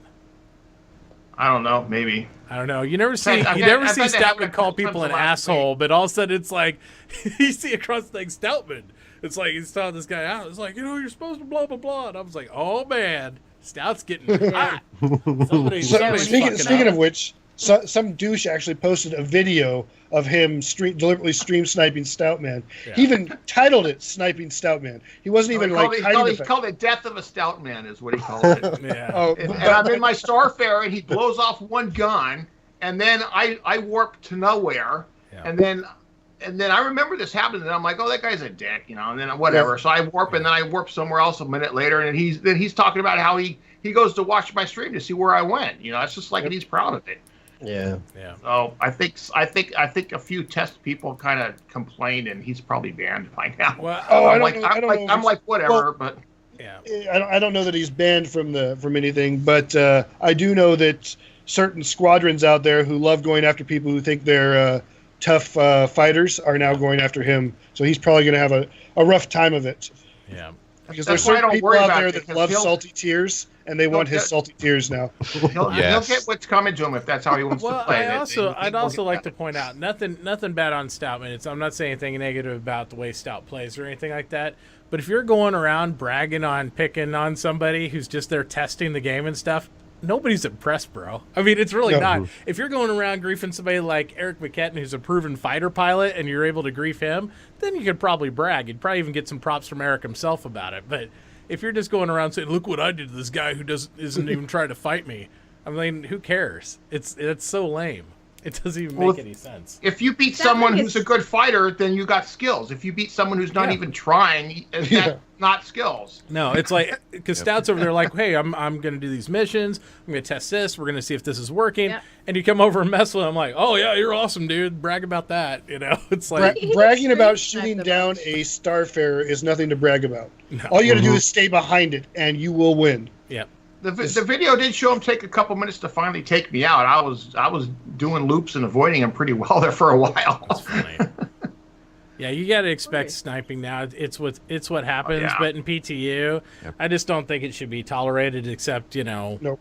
when if you're at Korea, if you're in a combat area, who cares? It's all good. But if you're messing with comm links and all that stuff, I just don't see the point in it. I really don't. But do it on live. With the players in Star Citizen, I see the people that watch our streams, they are going to love going after dicks like this for like a month afterwards. So these people are really going to regret it. And we don't even, as streamers, we don't even have to say anything. These people will just go after them and teach them to not do that. Yep, you heard it first. Stoutman said. I don't complain about it. I'm like, Stoutman said, you heard it here first. Stoutman said that all Star Citizen personnel will go after dicks. So you heard it here. They just love them up. So yep, I had to say it. Well, that's essentially what I was saying. Stoutman is that that particular squadron of tier farmers are very keen to go after that guy because he seems to like getting into dogfights and stuff. So they're going to give him as many dogfights as he can handle. I don't know if he likes getting. I think he likes getting dogfights with people that don't fight back. Yeah, well, he's going to have a rude awakening when they go after him. It's like, oh, so this is how it is when people shoot back at me. So, I don't know what his citizen number is, or else we'd give that out. I don't care. Oh, I couldn't give that out. I wasn't doing it. He's already going to have a hard enough time. Yep. If you watch the video, you guys can figure out who he is pretty easily from the video. There you go. He forced me to dogfight for the first time in the Starfarer, so... Yeah. I had to do it anyways. I had that happen the other day, and I wasn't forced in it, but I bit off more than I can chew, and I got my ass ate because you can't turn that thing worth nothing. Anybody who knows how to fight well in it, it does not turn. No turn on it at all. Barely ever get a shot off. Constellation will rip you up if you're in a Starfarer if you're sitting there because that thing, Constellation, can outmaneuver a Starfarer all day and stay right behind it. So, and your guns fall off instantly. So if you run out of CS missiles, you're just done. All right, so what else do we have happen this week that we thought was pretty good? Monthly report was good. Like I said, there was a lot of teasing in there to me. There was some good content, but it was pretty teasy to me. I'm excited about 2.5, and I know they're dedicating resources to it, but I can't wait till 2.4 goes live, and we get our first free fly. I think that's the moment I'm waiting for, where I can bring in my friends who haven't quite committed yet, and they get a little bit bigger feel, because it feels like a game now. It really feels not just like those of us who have been pledging to support the game. It feels like you have that scenario, like what Eric was alluding to earlier, where you have the people that can go to Korea and you can have that FPS mode. You can go out and earn credits, just grind missions if that's your thing, and buy stuff. There is one thing that we're still missing, though, and that is we needed some way for credits or rewards to be shared amongst a group if they complete the mission together. Whether it be if you're in the same party, the credits are automatically shared amongst you or something. But because right now, you can go in and, for example, you go to do an ICC rescue mission. If you arrive there with somebody else, all the pirates spawn. That other person can clear out all the pirates, easily, and you go and and you'll get the reward because that other person wasn't on your mission. They clear all the pirates are dead, and that's what it looks for. It looks to see, are the pirates dead? Yes, okay, issue the reward. Well, the reward goes to me because I'm the one that took the mission. That other guy did all the work, though. Yep. Yeah, and that's a problem. I actually did that. I had a guy who was trying to dogfight me, and I wasn't feeling like it, so I led him to my next ICC mission and led him to where the pirates spawned, and then I flew away and let him kill the pirates. I got the reward, and I flew on back. Yeah, there you go. I didn't do anything but run from him. And he got mad. He was yelling at me in chat, calling me a coward for running from him. I was like, I'm not a coward. I just made you do all the work, and I got 2,500 credits. I'm not a coward. I'm an opportunist. I said I'm a businessman. Absolutely. Now, so what are you guys looking forward to hearing about next week, you think? Other than the obvious, hopefully 2.4 goes live. What are you guys? Anybody? Lighting. More lighting, yeah. I hate you more every time you're on that. Every time, just a little bit more. I'm very hopeful that we're going to hear about stuff that we can't tell you very shortly. I think some of us will be climbing up here very soon. Yeah, if they start another Evocati around with 2.5 would be cool, but I don't think it's gonna be next week. Maybe the week after. 2.4's got to go live. Usually, first when they push live, they shut down PTU, clean it up, and then they'll relaunch it the next week. Stout's right. They usually give about that week buffer after live, so they can get everybody pushed in the other. Moonshine or anything? You're hoping to hear about maybe next week. I don't know. Go live. Letting other people play it. I don't know. Buccaneer, sure. Whenever we can get we can get that. I mean, I'm like the rest of you guys. I don't have any special information that I know about that I can that I'm holding back on. Everybody knows what I've been doing. Super secrets. Yeah, super secrets. I've never been invited to CIG, so I don't know anything special. Yeah. So you don't get invited, you damn man that you go. Is what exactly. You have to go. I should wait through the doors. I'm here. Push when I get. Yeah. See, my problem, I live in Kansas City, so I'm in the middle of not going anywhere. So it's like, why can't we don't even have a good game festival here in Kansas City. If I'm correct, you're in like the worst part of Kansas City in that you're in one of the only spots that doesn't have Google Fiber, right? It's in my front yard. It's even worse, Eric. It's worse than that. Get this, okay? And I'll go on a whole tangent now because you got me started. It's on now. I paid for Google Fiber over a year ago, right? And getting signed up. They've dug the trenches. They pulled it down the fiber line. It's in my front yard out here. And they have yet to come fucking hook that shit up. It is sitting out there, and they're like, oh, yeah, we'll be there eventually. They've hooked up the whole other neighborhood on the other side of the highway.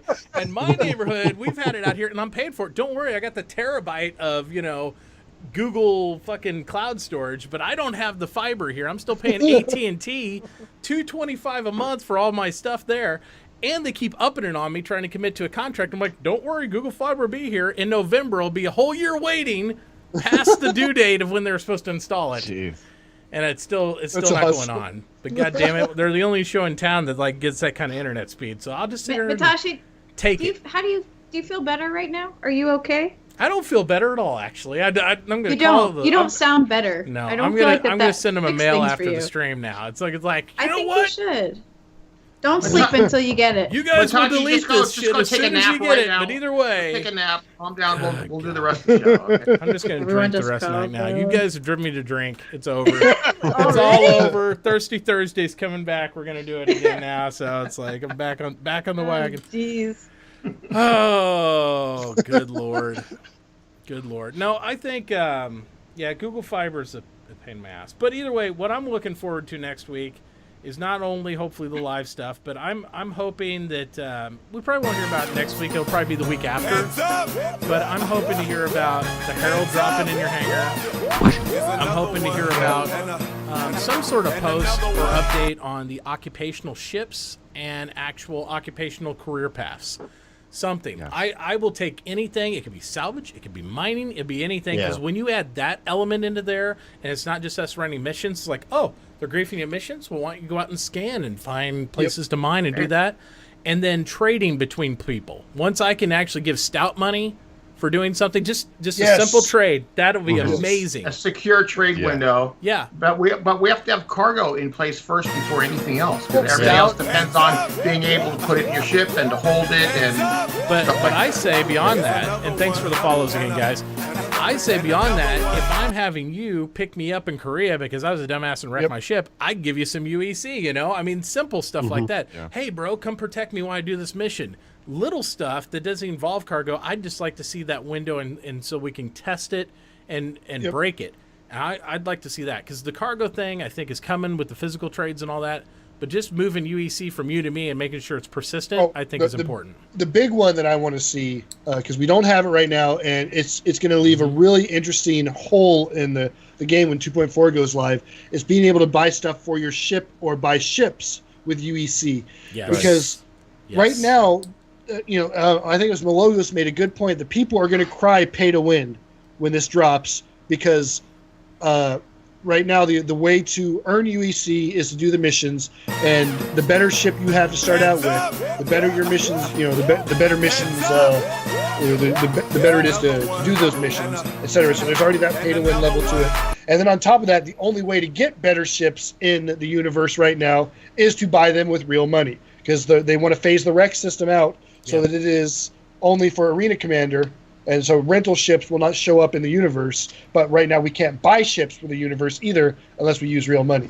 It's going to keep getting wiped, so who cares about it right now anyways? There's no purpose in... No, that's the thing is that right now the only way to get those ships is to pay it with real money, and people they're gonna go insane about that. They will be crying pay to win. They will, but I mean, how many other games they had that same experience? Look at EVE Online; they cried pay to win all the way from beta out on that. It doesn't matter the reality of it; it just means they're going to be doing it, and it's going to. They're doing it already, anyways. So I don't care. I just let there be tears. They're already bitching that we pay our money for hundreds of dollars in spaceships, and it's not their money. I love people that tell me what I need to do with my money. Right. Let them go play another game and have fun. Blue Jin, no, they're not holding up profession stuff until procedural. They're holding up profession stuff until persistence is in and fully functional, because all the professions require persistence. That's what we're testing in 2.4 right now. Well, all the professions require cargo. Cargo has got to be the first one. And cargo requires persistence. It doesn't require that you actually have physical cargo, though. It just has to be able to say that you have the cargo right now. I mean, to be technical, all they need to be able to do is put in the database on server and say, Stoutman now has 5,000 units of fuel on his Starfare. Yeah. That's all. You don't have to actually physically have that yet. Well, you're not going to spend the time to make that work when you're going to have to rip it out and do it again for cargo. You're just going to do they've done that with just about every other system so far. But I think you're right, Eric, but I think they are got a different pipeline like what Stout's saying. I think they are going to try to get the cargo in first and then do it that way. Even though I agree they don't have to. I think that is their current pipeline path. Cargo's going to come, and then they're going to start doing more of the other stuff. So it makes sense. Dropping it both. Yeah. Same time. Well, we've got ships in the game that can hold cargo now. They just got to get the cargo boxes in there and be able to put stuff in the cargo boxes and then be able to lock them down. So they got it partially done already. Yeah. It's almost a waste of time, I think, until we have more universe to get the bigger ships that can do cargo. I mean, a freelancer's going to hold more than what you need on a mission that would be run from where? Because you don't even have an airport yet. So this is a whole snowball effect here. Because hopefully it's like, we're getting the outlaw base in 2.5. Yeah, because we want occupational stuff, but they want to do cargo first because we can't do trading yet. But they need another port up because you can't run a mission from here to nowhere if you don't have somewhere to take the cargo that they're going to put into. So I think 2.5, I see new spaceport. I see possibility of cargo coming in. I see possibility of player-to-player trades, all that stuff. I think the initial cargo missions could be salvage missions. Essentially, you take a mission to go out to a point in Yela where you pick up the cargo that's floating out there, load it into your freelancer, and fly back to Olisar. And upon landing on Olisar with the cargo mission complete, you get your 2,500 credits. They could do something like that at least test out loading the cargo, keeping it persistent on the ship as the ship moves, keeping it in the physics grid, and then returning and whatnot. So that could be done without another. Expand on that with Covalex too, because there's a lot of stuff you can do with Covalex. It's a shipping hub. But the question lies is if you don't have proper cargo handling. Let's say Nighthawk goes out to shipping hub and he gets that cargo, and then I come up there and jump his ass and blow up his ship. I can't take his cargo into my ship. They want some sort of transfer. Sell it somewhere else. Yeah, that's right. So they want to have that element of challenge, the same way that as they've updated Korea now with the simple pirate to UE proper defender attacker type metrics. They wanted to make sure they had that balance where they could test where a pirate could have a reason to go there and a defender that's a non-criminal regular civilian could go there and have that balance. I think they want to be able to add cargo when you can take cargo, steal cargo, give cargo, trade cargo, and they want to put it all in at once, at least in just a small capacity. Hey guys, what's up? Yeah, did you guys hear the news that Muhammad Ali died? No. My Twitter just blew up. Oh wow. And I didn't know if this was new or not. It doesn't look. It looks like it just came out in the last 30 minutes. Muhammad Ali died. It's on Reddit. First thing on Reddit. Yeah, my Twitter just started blowing up. I was like, what the hell are people talking about? Rip Ali. Yeah. I believe we also had a couple of citizens pass away this past week as well. Yeah, 2, right? I believe so. Yeah. I believe so. Toys R Me says it is not confirmed that he actually died. Okay. That's why I was asking if anybody heard NBC about is reporting it. It's being reported on the major news networks. Well, they just repeat bloggers now anyway, so that's true. Well, either way, it's you can't really call American news. Yeah. It is confirmed. Yes, he's died. And yes, this week there was 2 Star Citizens who passed away, right? 2 citizens. Do we happen to know the names of the 2? Because I think so much happened in the Twitter world. That's where I saw it. That Jarman was one of them. Yeah. And CS Digital Design says, I'm working at a newspaper right now and it's just got confirmed. Okay, well, there we go. Thank you, Digital. Yeah. Yeah.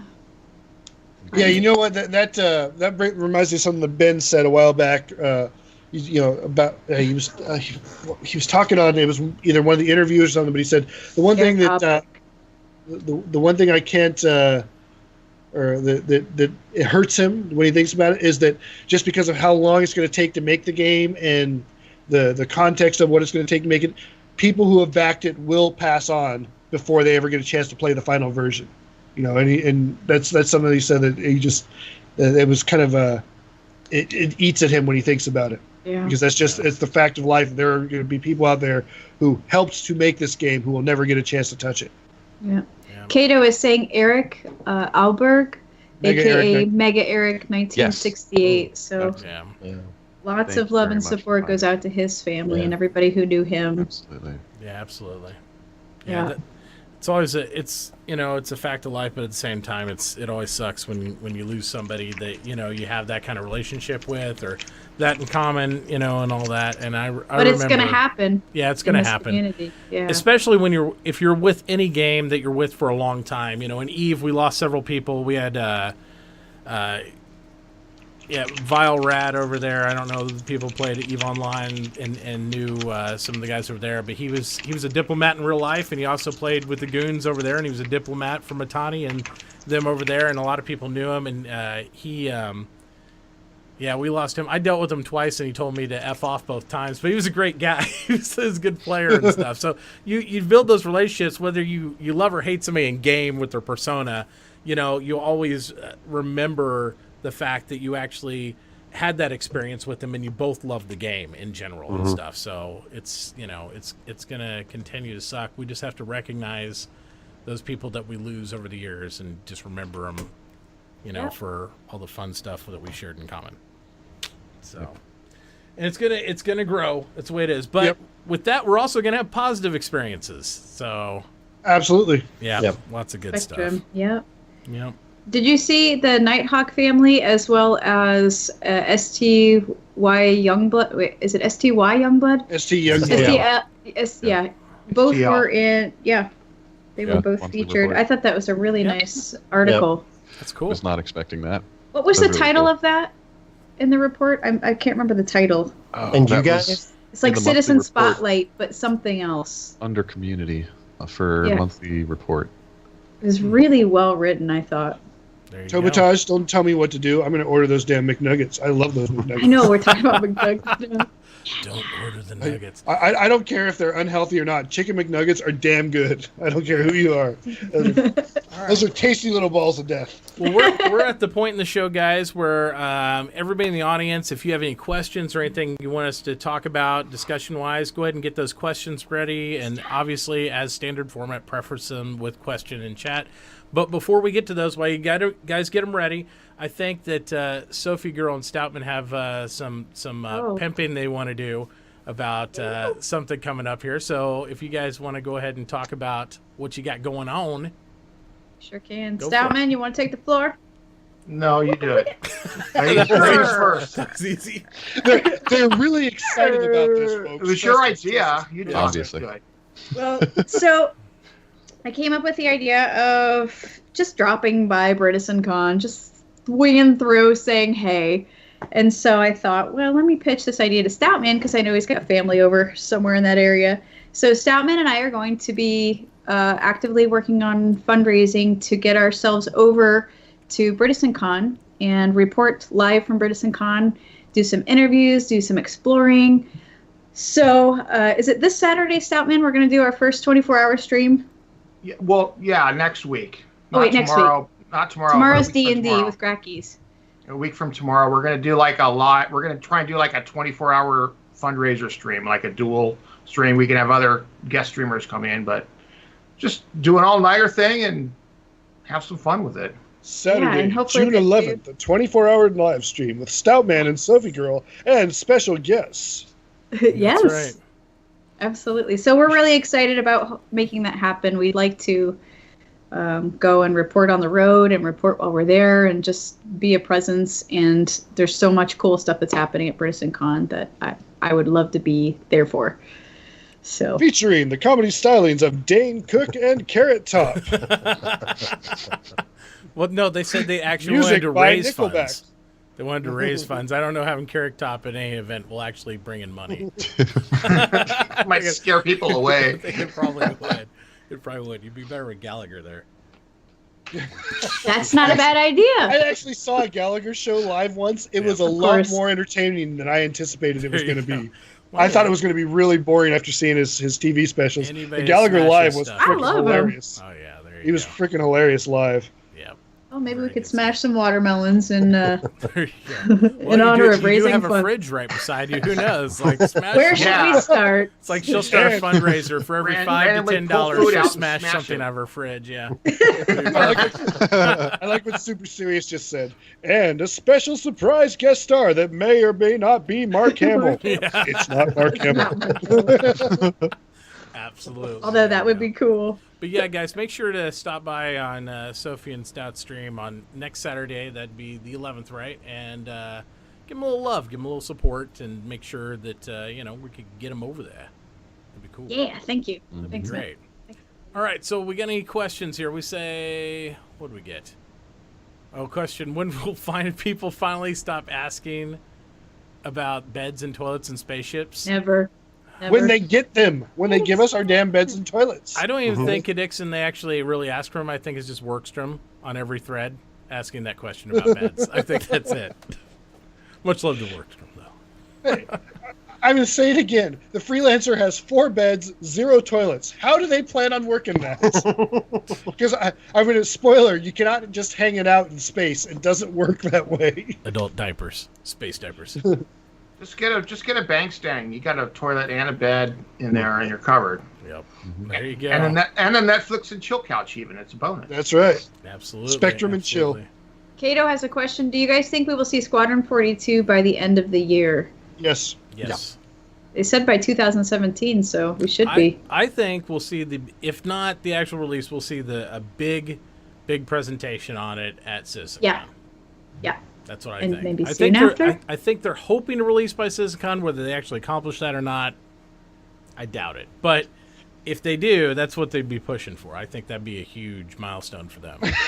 Well, releasing it a couple weeks before Christmas season would be a good marketing time of the year. I agree. Perfect time. Yeah.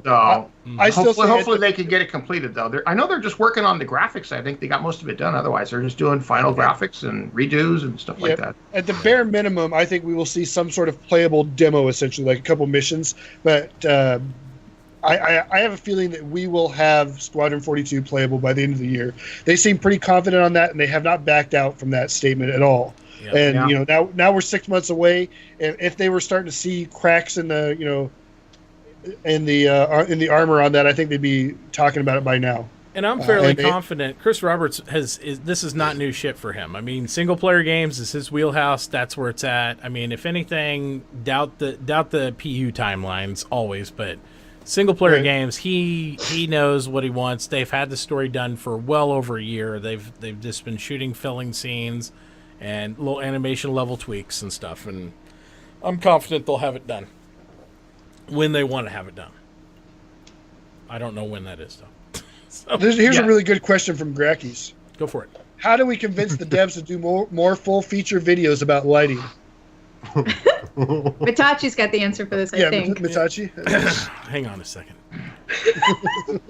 If you weren't a damn expert on lighting before, Mitauchi, you're gonna be now. Captain Morgan is my only savior in this whole synopsis. That's it. What you have to do is have something really fuck up in the game, and I guarantee you'll see an hour-long episode about lighting. Because they'll have nothing else to tell you about. Like, it's probably coming this next week, guys, to be honest, because all you have is 2.4 go live, no other information, and it'll be a fucking, hey, and now our brand new lighting director, because we had to hire another one because we've interviewed everybody else about lighting. Here he is, and tell us about this. Well, what I do is a slider, and I make the dimmer go lighter on this side and darker on that, and look at the amazing results. No. That's it's so much more complex than that. Yeah. I like how he's got like a gallon jug with a handle of the Captain Morgan's. We only buy handles, but I honestly, this is the first time I've drank anything in since last Thirsty Thursday. So, wonder you're slurring. Like last night. No, we haven't done Thirsty Thursday in I don't know. It's been months. Last year since Thirsty Thursday, 12 hours ago. Yeah, there you go. No, we're thinking about bringing it back, but I took a break from it. I was like, I think I'm developing liver cancer now, so. We had to back off a little bit. All right, so what else we got here? I actually like the question Warwag put up. Go for it. When you die in ArcCorp, you come back in a hospital. When do you think they'll incorporate that in Crusader? I think that's actually something that they can do fairly quickly because the medical unit on ArcCorp is basically something that can just be transposed to Port Olisar as they continue to expand it. So I wouldn't be surprised if we start seeing that a little sooner rather than later. Well, I have a feeling that they might want to hold off on that until they can actually put ArcCorp into the Stanton system, into the persistent universe, so that then I could see a future where you spawn in at Olisar, wherever your default spawn point is. But if you actually die, you would respawn on ArcCorp. On the ArcCorp planet, and would have to then take the elevator back to a hangar to get your spaceship and whatnot to take off. No, when you die, you're going to get a choice of where you can you want to respawn at, because somebody may have a ship nearby that they'll like you, Stout Man. Well, yeah, that's what I was going to say. I think there's going to be a cost difference too. Yeah, well, there'll be a price list. Oh, this guy's Endeavor is 5,000, this guy's 6,000, and ArcCorp is 1,000. Where you want to go? And it's also going to depend on what you're being brought back from, because for all we know, the kind of medical facility that they're able to put up on Port Olisar may not be able to handle what you're attempting to recover from. You may have to go planetside and go to one of those really fancy facilities. Absolutely. No legs? Sorry, you have to go to the real hospital, guys. We're not going to duct tape and get her up here at the port. Yeah, then you're stuck in the hospital room for 12 hours while you watch the drones rebuild your legs with plastic and stuff. Well, Can't push you through the airlock. printed It'll like suck everything the blood else. out of you. There you go. Yeah. The minute I saw them 3D printing wings back on there and the repair post that we keep posting up, I was like, oh, that's it. You're just going to have a scanner come across your lower body, and it's like, hey, while you're down there, could you, it's like you can have 3D printed legs and everything. It'd be amazing. Augments, upgrades, all Why sorts not? of fun junk. Enhancements, enlargements. That's right. I see Tell where you're us going more with about this. these enlargements. or reductions, I'm asking depending, for a friend, for a what you friend. need to have happen there. Whatever I'm thinking happens. like big feet to kick people with, There it is. you know. There it is. big hands to punch Yeah. people with, that kind of thing. Yeah. What- 4K nether regions, yes. All day long. yes. 4K. That takes longer to reprint, though. Yeah, Val asked again. He wanted the time against Sophie's playing D&D. And on what channel again mentioned? Grackies. It's just literally Grackies, Grakees. Mm-hmm. And he's in channel right now, so you can just click on his name and follow him. And Yep. the time is 1 p.m. Eastern is when they go live, which is 10 p.m. or 10 a.m. Pacific. That's correct. What else we got?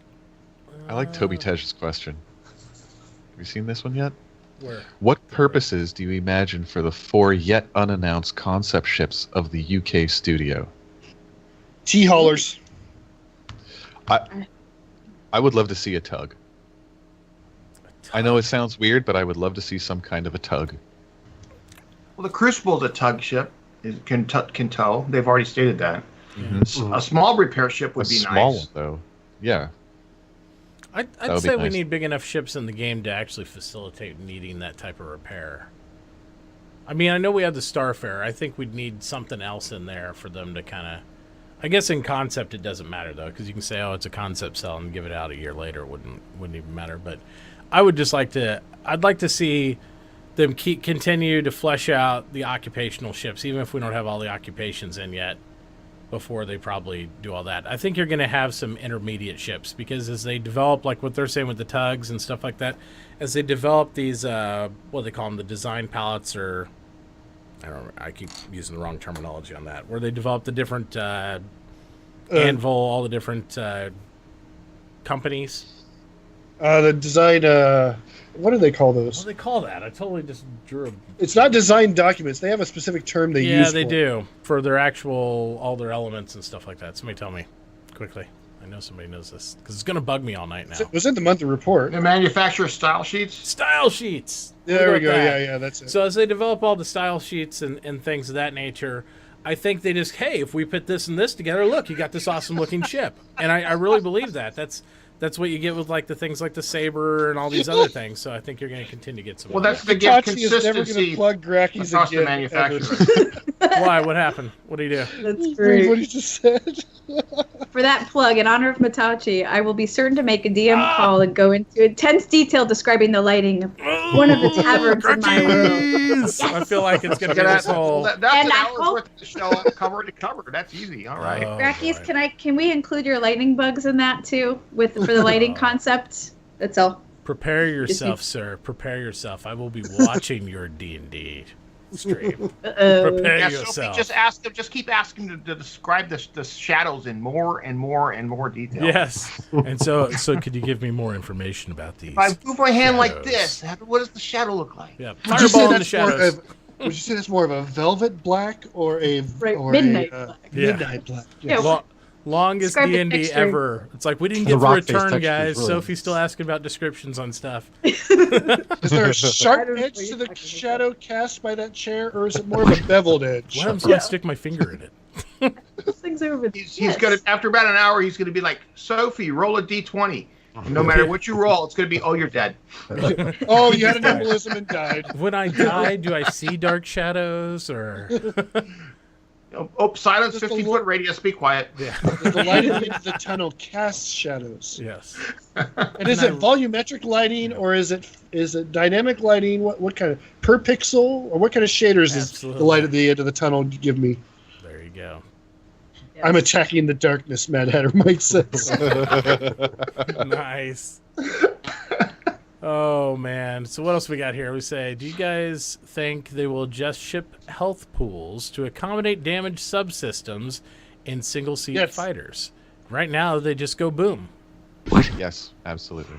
That's what I was talking about earlier. Is I have a feeling we're going very soon too. We're going to be switching to a world where destroying a ship is not that common, but disabling the ship so it's no longer combat effective is. Yeah, right. I think the minute they add the availability to have that type of damage system where you can disable, we'll see that totally adjust the other way. You'll be surprised. So, and I'd like to go further with that. I think eventually we'll be at a point where it's considered less than honorable or not kosher to actually blow up a ship, but rather than once you've seen that it's combat disabled, it'll be considered the right thing to do to cease combat, and then if they got stuff you want to take from them, you take it or whatever, capture them. But killing people and blowing up their ships is going to be something that's probably going to be considered a nasty thing to do. That'll play into the reputation system really well. Yeah, exactly. I think you're just kind of more like guidelines. People are going to end up doing what they want to do, no matter what. Absolutely, but I think they're going to people are going to take it personally when you kill them and blow up their ship. It's because there's no economic reason for it. Well, you make more money by salvaging the ship or salvaging body parts. Hopefully one day, because that would be a cool thing. But if you just murder and blow up their ship, then it's usually probably because something more personal happened. Wow. Yeah, and I would think. Salvaging body parts. Oh, and the other thing is if the freezer brought that on, Soph. Yeah, noted. Yeah. If you become known as somebody who kills somebody or blows up their ship, pushes too far, then nobody is going to treat you with any kind of kid gloves. Nobody's going to surrender to you because they won't trust you. They're always going to fight back. You're going to become very hunted very quickly, and every time you show up somewhere, people are going to respond violently to you. It's just like to use a bad example, but an example from the real world, it's like the perception of pit bulls. Because pit bulls are perceived as being violent and aggressive animals, they're automatically treated much different from other dogs, and treated as by default dangerous, as opposed to how we should treat them, just like any other dog, which is by default a dog unless it shows behavior otherwise, then treated as a dangerous animal. And that's the same way that people who are going to be overly aggressive, who pod kill, who blow up ships and whatnot, they're going to be treated by default as an aggressor who needs to be put down right away by anybody who encounters them.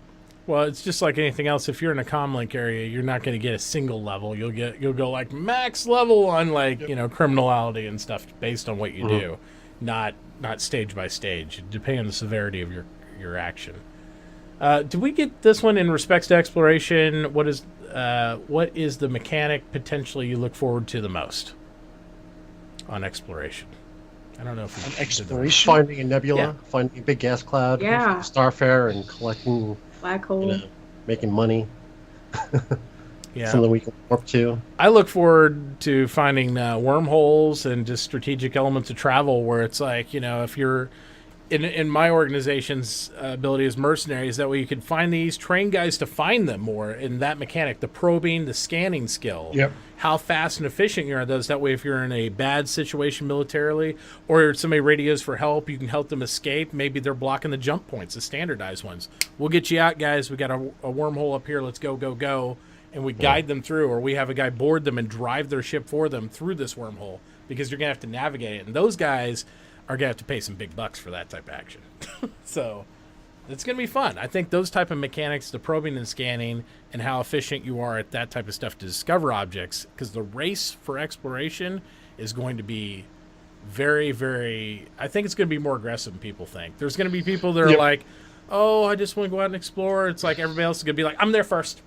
I'm already here. So here's my question concerning all of this. Mm-hmm. We are familiar with the basic concept for mining in Star Citizen. You scan rocks and you drill into them, and hopefully you don't blow them up, and you walk away with a whole lot of money waiting to happen.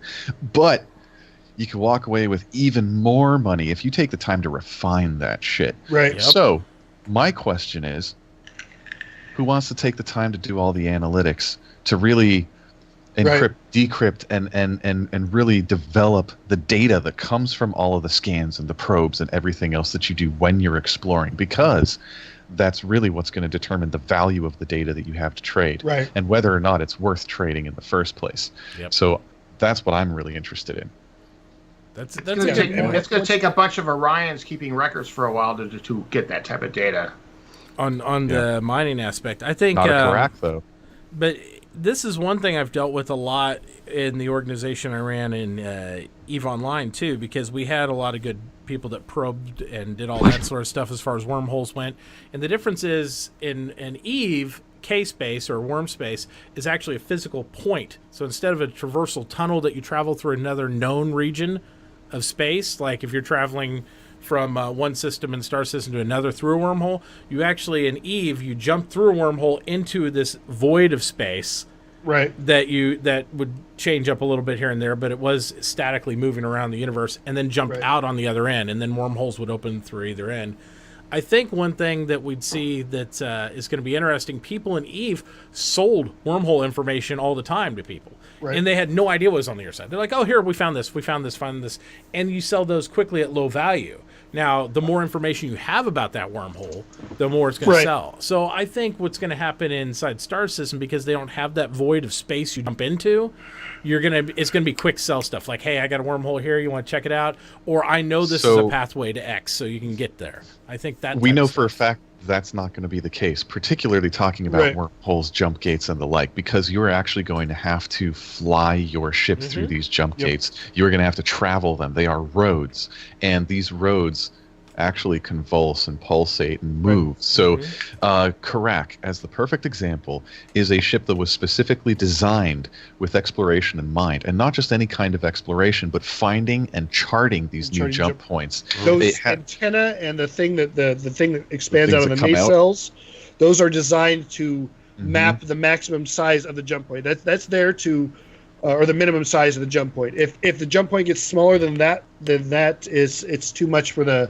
Carrack to take, and but those are designed to do it as accurately as possible, so you can get the best measurements the first time through, as compared to any other ship going through. It does not have that extra oomph to it, basically. So if the wormhole gets too small, does the Carrack get stuck, or does it explode? That's what I want. So basically, it's if you have that antenna set up deployed, as long as you have it deployed and you're in a jump gate that it fits within, you're going to be collecting all the appropriate data. But if it doesn't fit properly into that jump gate, all your data is going to be completely fucked. It's going to be wrong. It's going to be partly in, partly out. You're going to be in weird sections, pockets of space that don't really mean anything by physical standards. It's just going to be off the charts. You're not going to be able to use it. And bear in mind, inner space, which is where jump points travel to, is obeys none of our laws of physics. So it's like hyperspace or subspace in other franchises. Same concept. Now, so if you're not, and wormholes or jump points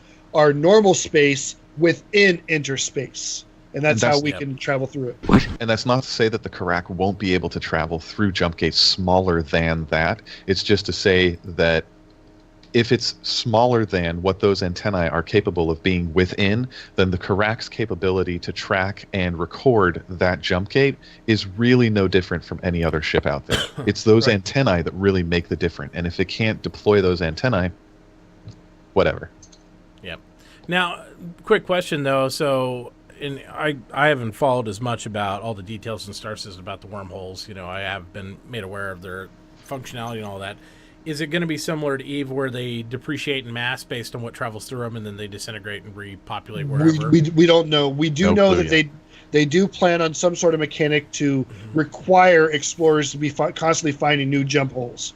Okay. That is a definite thing. They did say that's going to exist, basically to give us explorers something to do. Yeah. Because in EVE Online, it basically you'll do something similar where you scan a wormhole, you determine its mass, what big ships can go through it, those type of things, and then you have a set amount of time. So it's based on time, stability, and mass, and the amount of mass of ships you can move through it. After that, the wormhole collapses, and then it automatically will reopen randomly, not necessarily even that system, randomly somewhere in the system. So they maintain X amount of wormholes in general in all of EVE Online. So I was thinking it'd be a similar mechanic here. They did say that is something that they're considering for jump gates, is that there would be some that are less stable than others. And so if they're not regularly traversed and recorded and tracked, then you very quickly lose sight of where they are and where they've moved to. And oftentimes they're talking about considering not even having it just sort of move a little bit over. They're talking about it just sort of collapsing entirely. And like you said, maybe showing up in another system connected to the same endpoint. So it's going to be very interesting. But again, it's down the road. So let's get a whole solar system in the game first. I was going to say, because in EVE we actually took high mass ships and we would manipulate the wormholes like a dice roll. So if you found one you didn't like to where it went, we'd just jump back and forth through it, timed it out right to where we'd force it to collapse, and then we knew a new one would spawn somewhere. Right. So it was constantly we were doing that. So we went beyond just scanning and letting the universe manipulate us. We started to manipulate the system. So there's so much good depth and stuff you can do with this exploration aspect. And then, but unfortunately, it became highly competitive to the point where it was like instant combat. And if you were a good explorer and you didn't have a good combat team with you, you just jump through the other side. It's like, oh wait, and then you're interdicted and immediately destroyed. So you just got to be careful about that type of stuff. But it was really fun gameplay. So inner space and charting jump points is definitely one of the things I'm looking forward to the most. I'm especially looking forward to it because they've hinted that it may end up being possible to actually have combat inside interspace, inside a jump. So crazy. Like fighter ships could be somehow fighting in there, and that would be a blast. Especially. It would also be great for the whole concept of running. People complain about how easy it is to run right now because there's no real interdiction. But somebody's running from you and they go through a jump point, you could still be following and still firing on them in the jump point. That would be awesome if that was possible. Now we don't know if that's going to be possible. That was one of those. Yeah, maybe we'll be able to do that kind of comments they made. You used to be able to do that in the Freelancer. I'd love for them to revisit that because they talked about the possibility of being able to do that, but not only being able to do that, but actually knocking people out of the jump, mid-jump. So you could potentially not only damage their ship from your attack, but render them derelict or disabled or destroyed by having them fall out of that pocket of space. So I'm really hoping that they actually keep that concept in the game and they can figure out how to make that a possibility.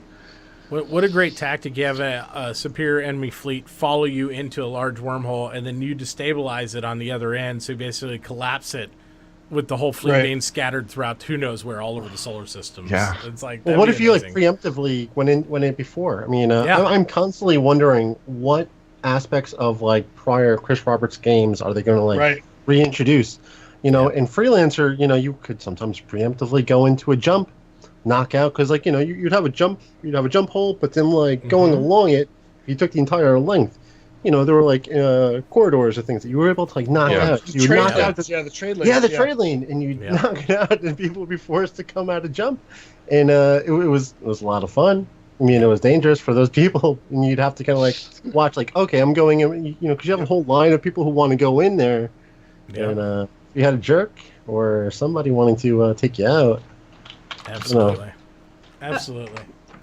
Mitauchi, I just thought of something, you guys, that we forgot to touch on. I don't know if you guys saw Bulkheads. Did you happen to catch that? Oh, yeah. That came out this week, which is really awesome. Yeah. Good call. Beautiful. Yeah, that was phenomenal. Can't wait for episode 2. I don't know if we can make a link, if anybody has a link to that, but it's definitely worth checking out. We'll put Zealous on it. Zealous is somewhere around. Zealous, he can link stuff.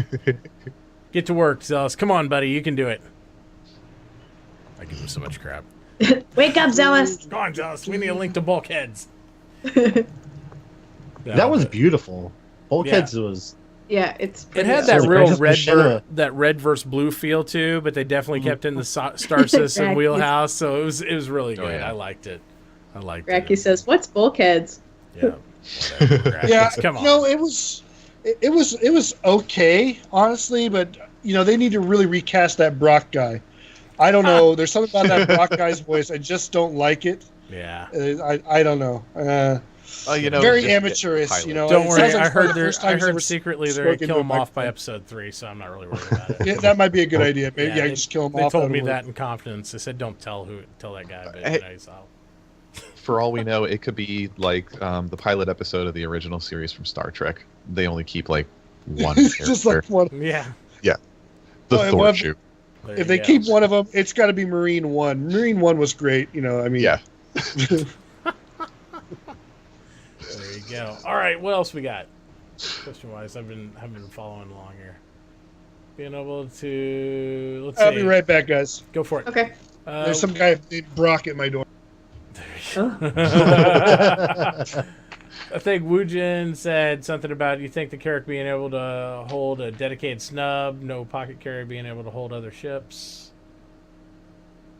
What do you say? I saw that question. Yeah. So, I'm not sure that it's going to be like the Constellation, where if it's not a Merlin or an Archimedes, it doesn't fit. In the initial concept art, it looks like it has a top-facing hangar bay where the door retracts and you vertically lift off out of the Carrack. If that's the case, I don't see why we wouldn't be allowed to remove the Pisces shuttlecraft from within the Carrack and use another small ship of our own choosing. But it might be to your advantage if you leave the Pisces on there, should they somehow decide to tie the Pisces into the Carrack in a similar way that they do the Constellation and the Merlin, because the Merlin is a parasite fighter. It's not just a snub fighter. It actively feeds off of the sensor systems and various other command systems aboard the Constellation. If it falls out of range of that ship, screwed. Yeah, it's ineffective entirely then. So it would be really interesting to see if they chose to do something similar to that with the Pisces. But I'm not sure that they're going to do that because early on, during the concept sale with the Carrack, Ben Lesnick, he said that the Carrack most reminds him of the Intrepid class starships from Star Trek. And for those of you who aren't familiar, or maybe familiar with, that's the Voyager starship. Right. It doesn't have a single ship on there in any of its hangar bays that can't be out on its own for long periods of time, with the exception of the one that they build after the fact. The Delta Flyer, yeah. Right. So it would really be a lot of fun if they keep to that kind of mindset and sort of tie you down and say, well, you could do that, but here's the thing with the Pisces. It's going to have ABC and XYZ that allow for not only the Carrack to do its job properly, but to do it 10 times better. Kind of in the same way that the Endeavour has that Discovery shuttle that breaks off the front and can move into the corona of the sun, whereas the spine doesn't have the same sort of protection. Here's something that, what was it, Reverse the Verse last week, where they made that mention where Matt's just said, oh yeah, now I'm working on some design documents for the Carrack, and Ben goes, yeah, and you had that really awesome idea, and Matt's like, yo, I can't wait to tell everybody about this. It's an awesome idea, and Ben goes, and Ben's like, but you're you save it though, don't talk about it right now. And Matt's, oh no, I'm saving it for the big design document that's coming out. But yeah, there's this great idea, and that was my first thought. Again in the monthly report. My first thought was that maybe they are talking about something to do with that shuttle that we haven't heard about yet. Yeah. And that's what I'm hoping, is that maybe it's got its own jump drive, or it could be basically a secondary ship, like you said, kind of like the command section of the Endeavour. And that's kind of what I was getting at with the whole Star Trek reference, because Ben's reference to the Carrack in a Star Trek way got me thinking, well, what if the Pisces is the first ship that we see as a quote-unquote runabout in the Star Trek style, where it can be its own standalone ship. It's just that it is housed. Awesome. I know, right? I want a runabout. Ever since they first debuted runabouts on Deep Space Nine, I was like, why haven't they had these before? They're so I had cool. to build the scale model. Yeah. There you go. Runabouts are awesome. That's. Do we have any other questions out there? I'm scrolling down to check here. Reading the bitter batter back and forth. Lugo Rivers, I'm going to spend hours just deploying and retracting the canopy armor. Yep, that's what I'll do with the Carrot Clutch. Yeah, that's I know how to do it. Pretty much. Just like what was that? Was it Tiny Toons and the little Daffy Duck? What was Daffy Duck? Kid? Elevator go up, elevator go down. Canopy open, canopy close. Canopy open, canopy close. And you're going to see that too. A bunch of them just parked around Olisar, and the canopy's opening and closing. That's all that's going on. Absolutely. No, I think we've covered about anything, unless we missed something that somebody else was wanting to ask in there. But Plucky, that's right, Gracky's Plucky Duck. Yes, Plucky I love Duck. Plucky Duck. There you go. Yeah. Blue ball go down the hole. I forgot about Plucky. I got to see a picture of this. Canopy go down the hole. Yeah. Oh, I forgot. Diaper. Yeah. That's right. On a similar but separate topic of that, if you guys aren't aware, Animaniacs is now on Netflix. Another great cartoon series from that era. So good. Oh my goodness, Plucky the Duck! I completely forgot. Look at him. It's just looking at pictures of Plucky Duck. Yeah. I completely forgot. Cool. Thanks for the reminder of that. Oh man, we're gonna see Plucky integrated to all Sophie's stuff for a while now. Space Plucky. Space Plucky. Space it. Ooh, space. Oh, that would be nice. Plucky Duck's version of Duck Dodgers. Yeah, let's do that. Luco Rivers wants to know what everyone's favorite ship is. Wow, that's so hard a question. M50. Yeah, to be more specific, is it currently flyable? Flyable that they've talked that's a good about in the point. game. I mean, because that's broad I'm spectrum. sticking with Saber and Caterpillar still. A ship that's not blowing up. Same for me. Currently flyable for me is it's a tie between my my Aurora LN and my Mustang Beta. They're both my favorites that are currently flyable. Oh, Mustang. Yeah. The That's a Bank good Stang call. is just amazing, and it's everything it does. I love my Delta Mustang. That's still my favorite. I'd like to know, everybody in chat, if you don't mind just typing in the name of your favorite ship. I'd like to see what all comes up here, if you don't mind. Oh, that's a good call. Yeah, let's see what everybody's spam favorite gravitating ships. towards. Do it. Do it. Now, of course, non-flyable Do Luco, it. that's the Carrack for me. It's Viable or not, I would say. Man, Yeah. that's so hard. Yeah. I'm going to go with the Crucible of all of them. I think that's going to be the funnest one. Saber, Redeemer, Freelancer, That Idris, definitely has a lot of I'm gonna say gameplay Idris for me on opportunities. that. Virgin 890. I want to see the Idris so Redeemer. bad. I love this. So far, we've already got several different. What do you guys think? They might do Wonderful. as a possible demo for Squadron 42. I don't know about you guys, but I would be completely content if they just gave us a controllable version of the Morrow Tour. And I think allowed that's us what to you're going sort to get. of- I think you're going to get a training mission. I think you'll get Yeah. like the intro. If they give us any playable demo, it's going to be the training mission when you get on the ship, you get introduced, maybe your first little thing you do, and that's it. So you get to walk the Morrow Tour, and then maybe go out and think fly about a that. little bit. Think about that as if they released that as a free playable demo for anybody. What kind of marketing that would be? Okay, you Oh my come in, God. you fly in on the Argos, you land Yeah. on the Idris, you get out, you take a look at this amazing thing. This guy leads you, and the first thing he leads you to is Gillian Anderson. And then from Gillian Anderson, it's Sophie Wu, and then Mark Hamill takes you out on a training flight. And by the time you get done with that, you're like $60. I can't believe it's only $60. Yeah. They're selling that game hand over fist. Yeah. If they do a promo like that. Mhm. Just because everybody's going to want to do exactly what we've all been talking about, which is I want to be Mark Hamill's wingman. I want to hear Luke Skywalker insult me for fucking up in a combat flight. God, I want to hear it so bad. He does sound like a pretty raw character in this too. Yeah, he does. He yeah. does. He sounds like the grizzled old gunnery sergeant that Yeah. Every Marine knew about. Well, what they Or said they grizzled called him in it? Lawrence. Didn't he have the nickname the Old Man or something like that? Yep. They're saying. And, So, and yeah.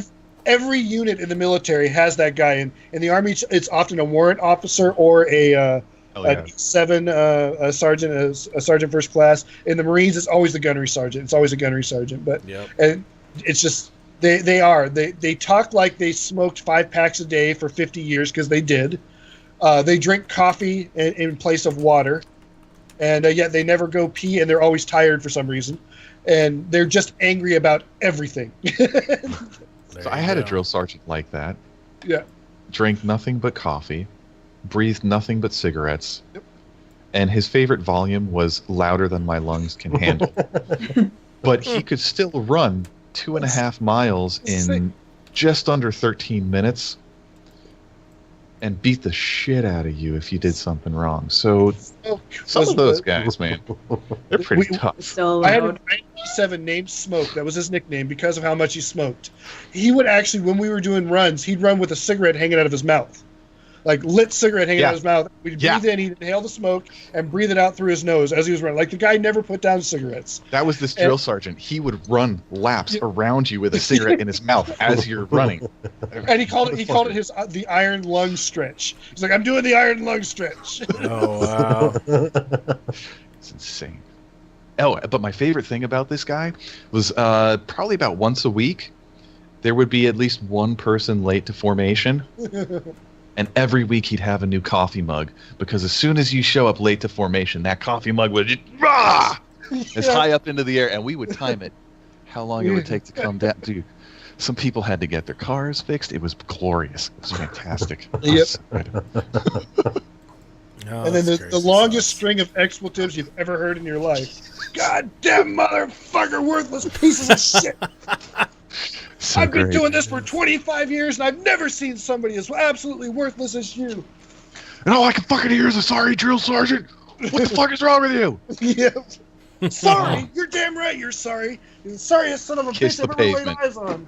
Oh Yeah. boy, we're gonna have next episode. We're having drill sergeant offs between So good. Nighthawk and McCann. Yes. They can impersonate. They're gonna sit there and see Yeah, that's a last good man idea. standing. Yeah. Drill sergeant offs right here.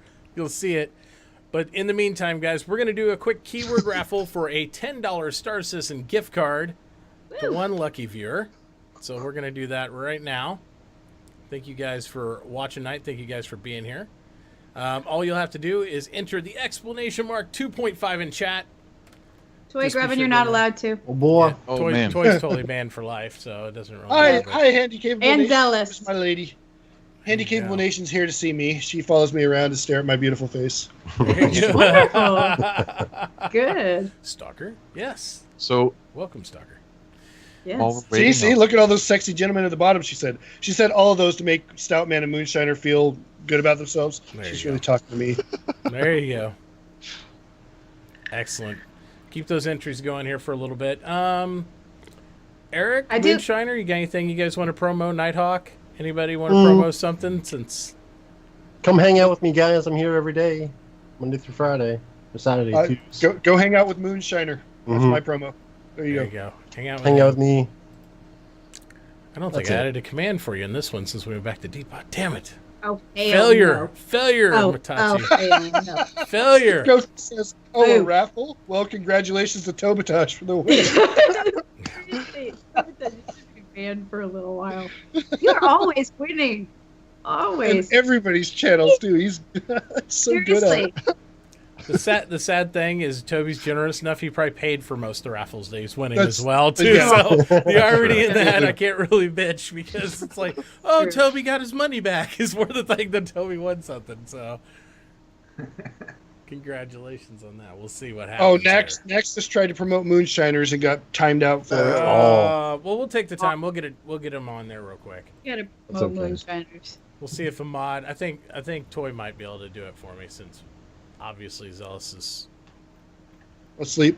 asleep. Oh, there, at this Stoutman point. got it. That is me. Zealous may be playing Ark. He was doing that earlier. He's doing something. So he's not getting paid this week for being a mod. No, just kidding. Yeah, I'll take his paycheck. I did some modding. There you go. Nice. You Well, should get paid for Mitauchi, those bobbleheads, right? I can just put a quick plug in here for Go for it. tomorrow is Bad Rolls with Grackies. We're doing the D&D tabletop adventures at 1 p.m. Eastern Standard Time. That's on Grackies channel. And then Stoutman and I will be doing a 24-hour stream on June 11th. Stay tuned for that. We're raising some funds to get to Britison Con. And then I'm now set up to stream for about 3 weeks. So I will be back to streaming most likely Sunday. So I'm looking forward to seeing you guys again. Sunday. Yeah, And jumping in and playing. So Live in Security Thank you for your Post patience. Pariah. no doubt, Yeah. right? Me and Sophie Girl will probably have a second 24-hour streamathon too to continue the fundraising, like a week or two after the first one. Oh, you guys are gonna Yeah. knock all the money out in one session. Come on. Well, if we do, fine, but I'm not going to count on that. So absolutely. Awesome. we'll probably do it twice. That's what I think too. Sounds It's pretty good. pricey to get over there. We price out the tickets, and so we have a pretty good idea of what we're going to be needing, and it's substantial. So we'll see what kind of support we can get. See what happens. Sounds Yeah. good. Sounds good. Yep. All right. So let's see. Eric, you did yours. Nighthawk, you have anything coming up this week? Well, Baby Hawk seems to be starting to figure out a schedule for herself this week. Has been really nice. So if it continues the way she's got you fooled so bad, bro. Oh man, I know, right? I'm just saying, if it Yeah. continues this way, I'm pretty sure I can be back to streaming on a fairly regular basis sooner than I expected. But regardless of the streaming, work still continues on Traverse the Verse. Yep. Sophie Girl and I just had a production meeting this past week, and we've calculated it out. We're something like a week away from doing our first test print of the game. Which is awesome. That's So- That's a huge goal to reach. Yeah, very Major excited. goal. Yeah. Good. So I'd look forward to seeing that and seeing the first playthrough on that. I think it's going to be great. Oh yeah. Yeah. Well, Awesome. hopefully, if the print comes back and everything looks good, we'll start doing play tests with it. And Sophie and I were talking about possibly streaming that stuff, periscoping it, however we could do it, but definitely wanting to share. Damn it. Get a group Me and together. Sophie can do a European tour of play testing. Exactly. That's Yeah, it. There you we're go. going to. We're going to. Statman. Nighthawk owes me money now because we double posted him on there. Oh, there you go. I saw that. double post. Oh Dang. man, that's it. That's too much. You owe some money. No, it's gonna be good. It's gonna be real good. So Yeah, and yeah, for me, I'm just my regular streams this week. Just like last week, I missed a couple of days because the allergies are hitting me hard, and so bad that like even playing video games was something that I didn't feel like doing. So, but hopefully, I'm starting to adjust to the allergies this year. It's a worse year than normal. yes, and, it is. I can attest I to am- that too. It's killing me because my allergy meds also inhibit my sleeping, and I've already got clinical insomnia. So I take the allergy meds because I can't even breathe or function during the daytime, and then finally my 3 hours or 4 hours of sleep rolls around, and I lay there for 2 of those hours staring at the ceiling going, just fucking go to sleep, please. Just go And to I end up sleep. getting an hour or 2 of sleep out of it. Absolutely. Mhm, It has been really bad. mhm. That stinks. But I've gone through the same thing. I don't know, maybe I do. I never sleep. I only sleep 4 hours a day anyway. But allergies, I probably just don't sleep at all at that point. Yeah. So I think that's about everything. I obviously am still on my road to 2,000 follows, and we are pushing it up a notch this month we're having 2 different subscriber raffles this month for Buccaneers. And then we're going to do the end of the month, and we're doing a Gleam contest. We have all kinds of different ships and stuff we're giving away, kind of push and promote the channel a little bit more. And then we're going to be working on some special things next month. And I'm hoping for 2.4 Live so I can get with Eric and Nighthawk and everybody else that wants to participate Yes. and do the tutorial Tuesdays Flights. or whatever we want to do and start Heck to yeah. get some of those in the multi-crew and the multi-stream. That's going to be Yeah. awesome. So looking That's forward to good. that. Yes. I am Fun. too. Yep. I think it's going to be awesome. I think everybody is. And we're I'm going to looking expand forward as to many as we can. how badly it's going to go wrong every Oh, time absolutely. we try. Yes. That's the best. That's going to be the best part. Something is Yeah. going to screw up every time. Yeah, maybe I could I incorporate s- that s- in Thirsty I could just Thursdays all at once. That'd be amazing. Yeah. Be drunk Oh, multi-stream. yeah. It'd be awesome. I could just see it. There you go. Stoutman, we're flying into the station. Stoutman, we're going straight to the station. Stoutman was, I don't know if my controls are not responding. Things like that. What's see happening that. here? Or even worse, we kind of overlook and there's Stoutman staring at his bobbleheads, not even paying attention. He's like, what are you He's got the talking coolest about? bobbleheads. He's Did you guys described see? it to his viewers. He's like, and this is the bobblehead Yeah, I made of I Chris started. Roberts. I started I love doing creative streams this week with Photoshop and animated GIFs, and I got 8 bobbleheads made now. So I'm going for a full set of all Oh, wow, I've only CIG seen 4. employees. Yep, Awesome. absolutely. So- I guess we have to catch your stream to see those. That's right. They're my stream only right now. I'm holding them tight until I get the full set, and then I'll start giving everybody their own little animated GIF, and they can do what they want with it. That'd be awesome. Post them on the forums, stuff like that. Awesome. All right, well, let's get this raffle drawn, and we'll get these guys out of here. So let's see who the lucky winner is. In 3, 2, 1. Toby Tej. Sniffle Wizard. Hey, Hey! Hey! Congrats, Sniffle. Wow. There Sniffle. we rigged, go. rigged. So He says Sniffle. reroll. He's Reroll. like, I got all the ships and stuff I need. He's like, Just give it to someone bro, else. I'm fucking dirty rich. I don't need all that. I don't need all that. Gosh. All right. He's like, we'll reroll it. Everybody say thanks to Sniffle. Accepts. No reroll. How about I Like Turtles? I white turtles. I Like Turtles. He's been one of the newer viewers Turtles. there. Let's see if he's still alive. We'll give doesn't him like 2 turtles? minutes to respond here in chat. Hopefully he didn't fall off. There he is. There he is. There he is. Nice. Congrats, bro. He's a new viewer and I believe a new member of the Star Citizen community. So Fair way to enough. welcome. So Nice, congrats. excellent. Save that $10 I know and I put like towards turtles. Yeah, that. he's been Good win. hanging out in my channel this week a lot. Yeah, he's been all over the place. I saw him even. I in like the, turtles. Have you purchased a package? Are you in the verse flying? Or are you just peripheral and just kind of feeling it out? Where are you with things? Out of curiosity. Tell us about you. We'd like to know a bit about yourself. That's right. let's rap together. What's your Shall shoe we? size? Tell us. Your favorite color? Mm-hmm. African or European? It's like the pressure is too much for me right now. A lot of pressure. Yes, that is so true. Stoutman's Photoshop streams is intense staring at the monitor and a Oh my short burst god. of Stoutman's game face when he is photoshopping is awesome to watch. That is one of the most serious focus faces you will ever see. I'm like trying to just get it right, Otherwise, you got to do. I've seen Stout get rated I'm by like doing 70 it, people, too. and he doesn't break his gaze at all. He's like dug in. Doesn't He's even like, notice it's it. like this. Yeah. And then 5 minutes later, he looks over. He's like, "Oh, thanks to the Space Vikings for the raid." Yep. Turtle says he's looking at Avenger right now. So have you bought a package, Turtles, or are you just now? I don't know if he's looking at Avenger he has or one he's thinking about getting. I think he's got an Aurora package I already. thought he did. Well, now he's closer to it. Yeah, much so. He could do an upgrade, and he's only. With the Aurora package and the gift card, he's only like what $5 away from an Avenger for a straight upgrade if you wanted to melt it and do it whatnot. Absolutely. Mhm. Anybody out there in chat, if you asked a question and we skipped over it, all apologies. Sometimes that happens. It does. Just We next week. I get Ask to again blathering. next week. We'll definitely get you. The one question that I kept seeing that we didn't cover, and partially it's because he wasn't phrasing it with the question format, is did we notice the change to the weapons item port system? Oh, yeah.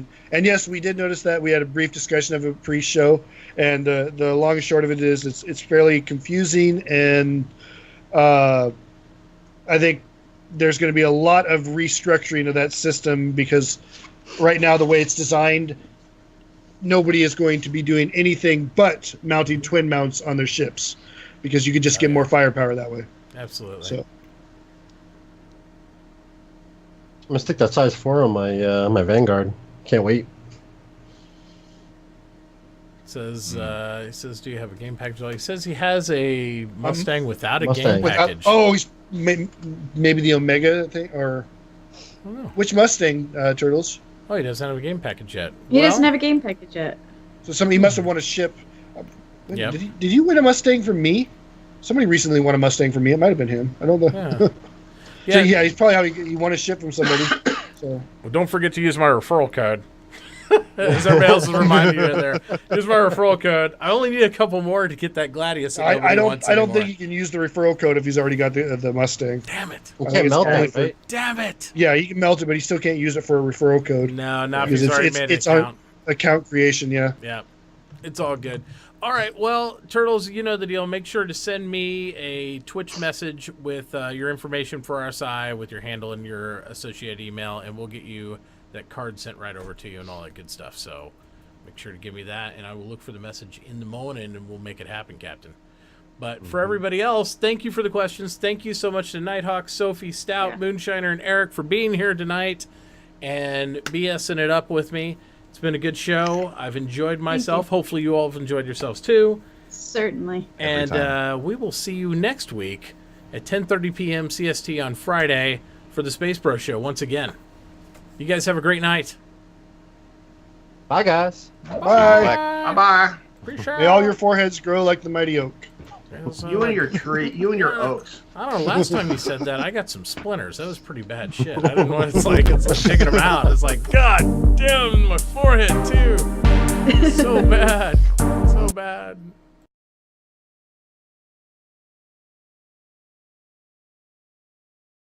She pulling out of the fridge. What is it? What is it?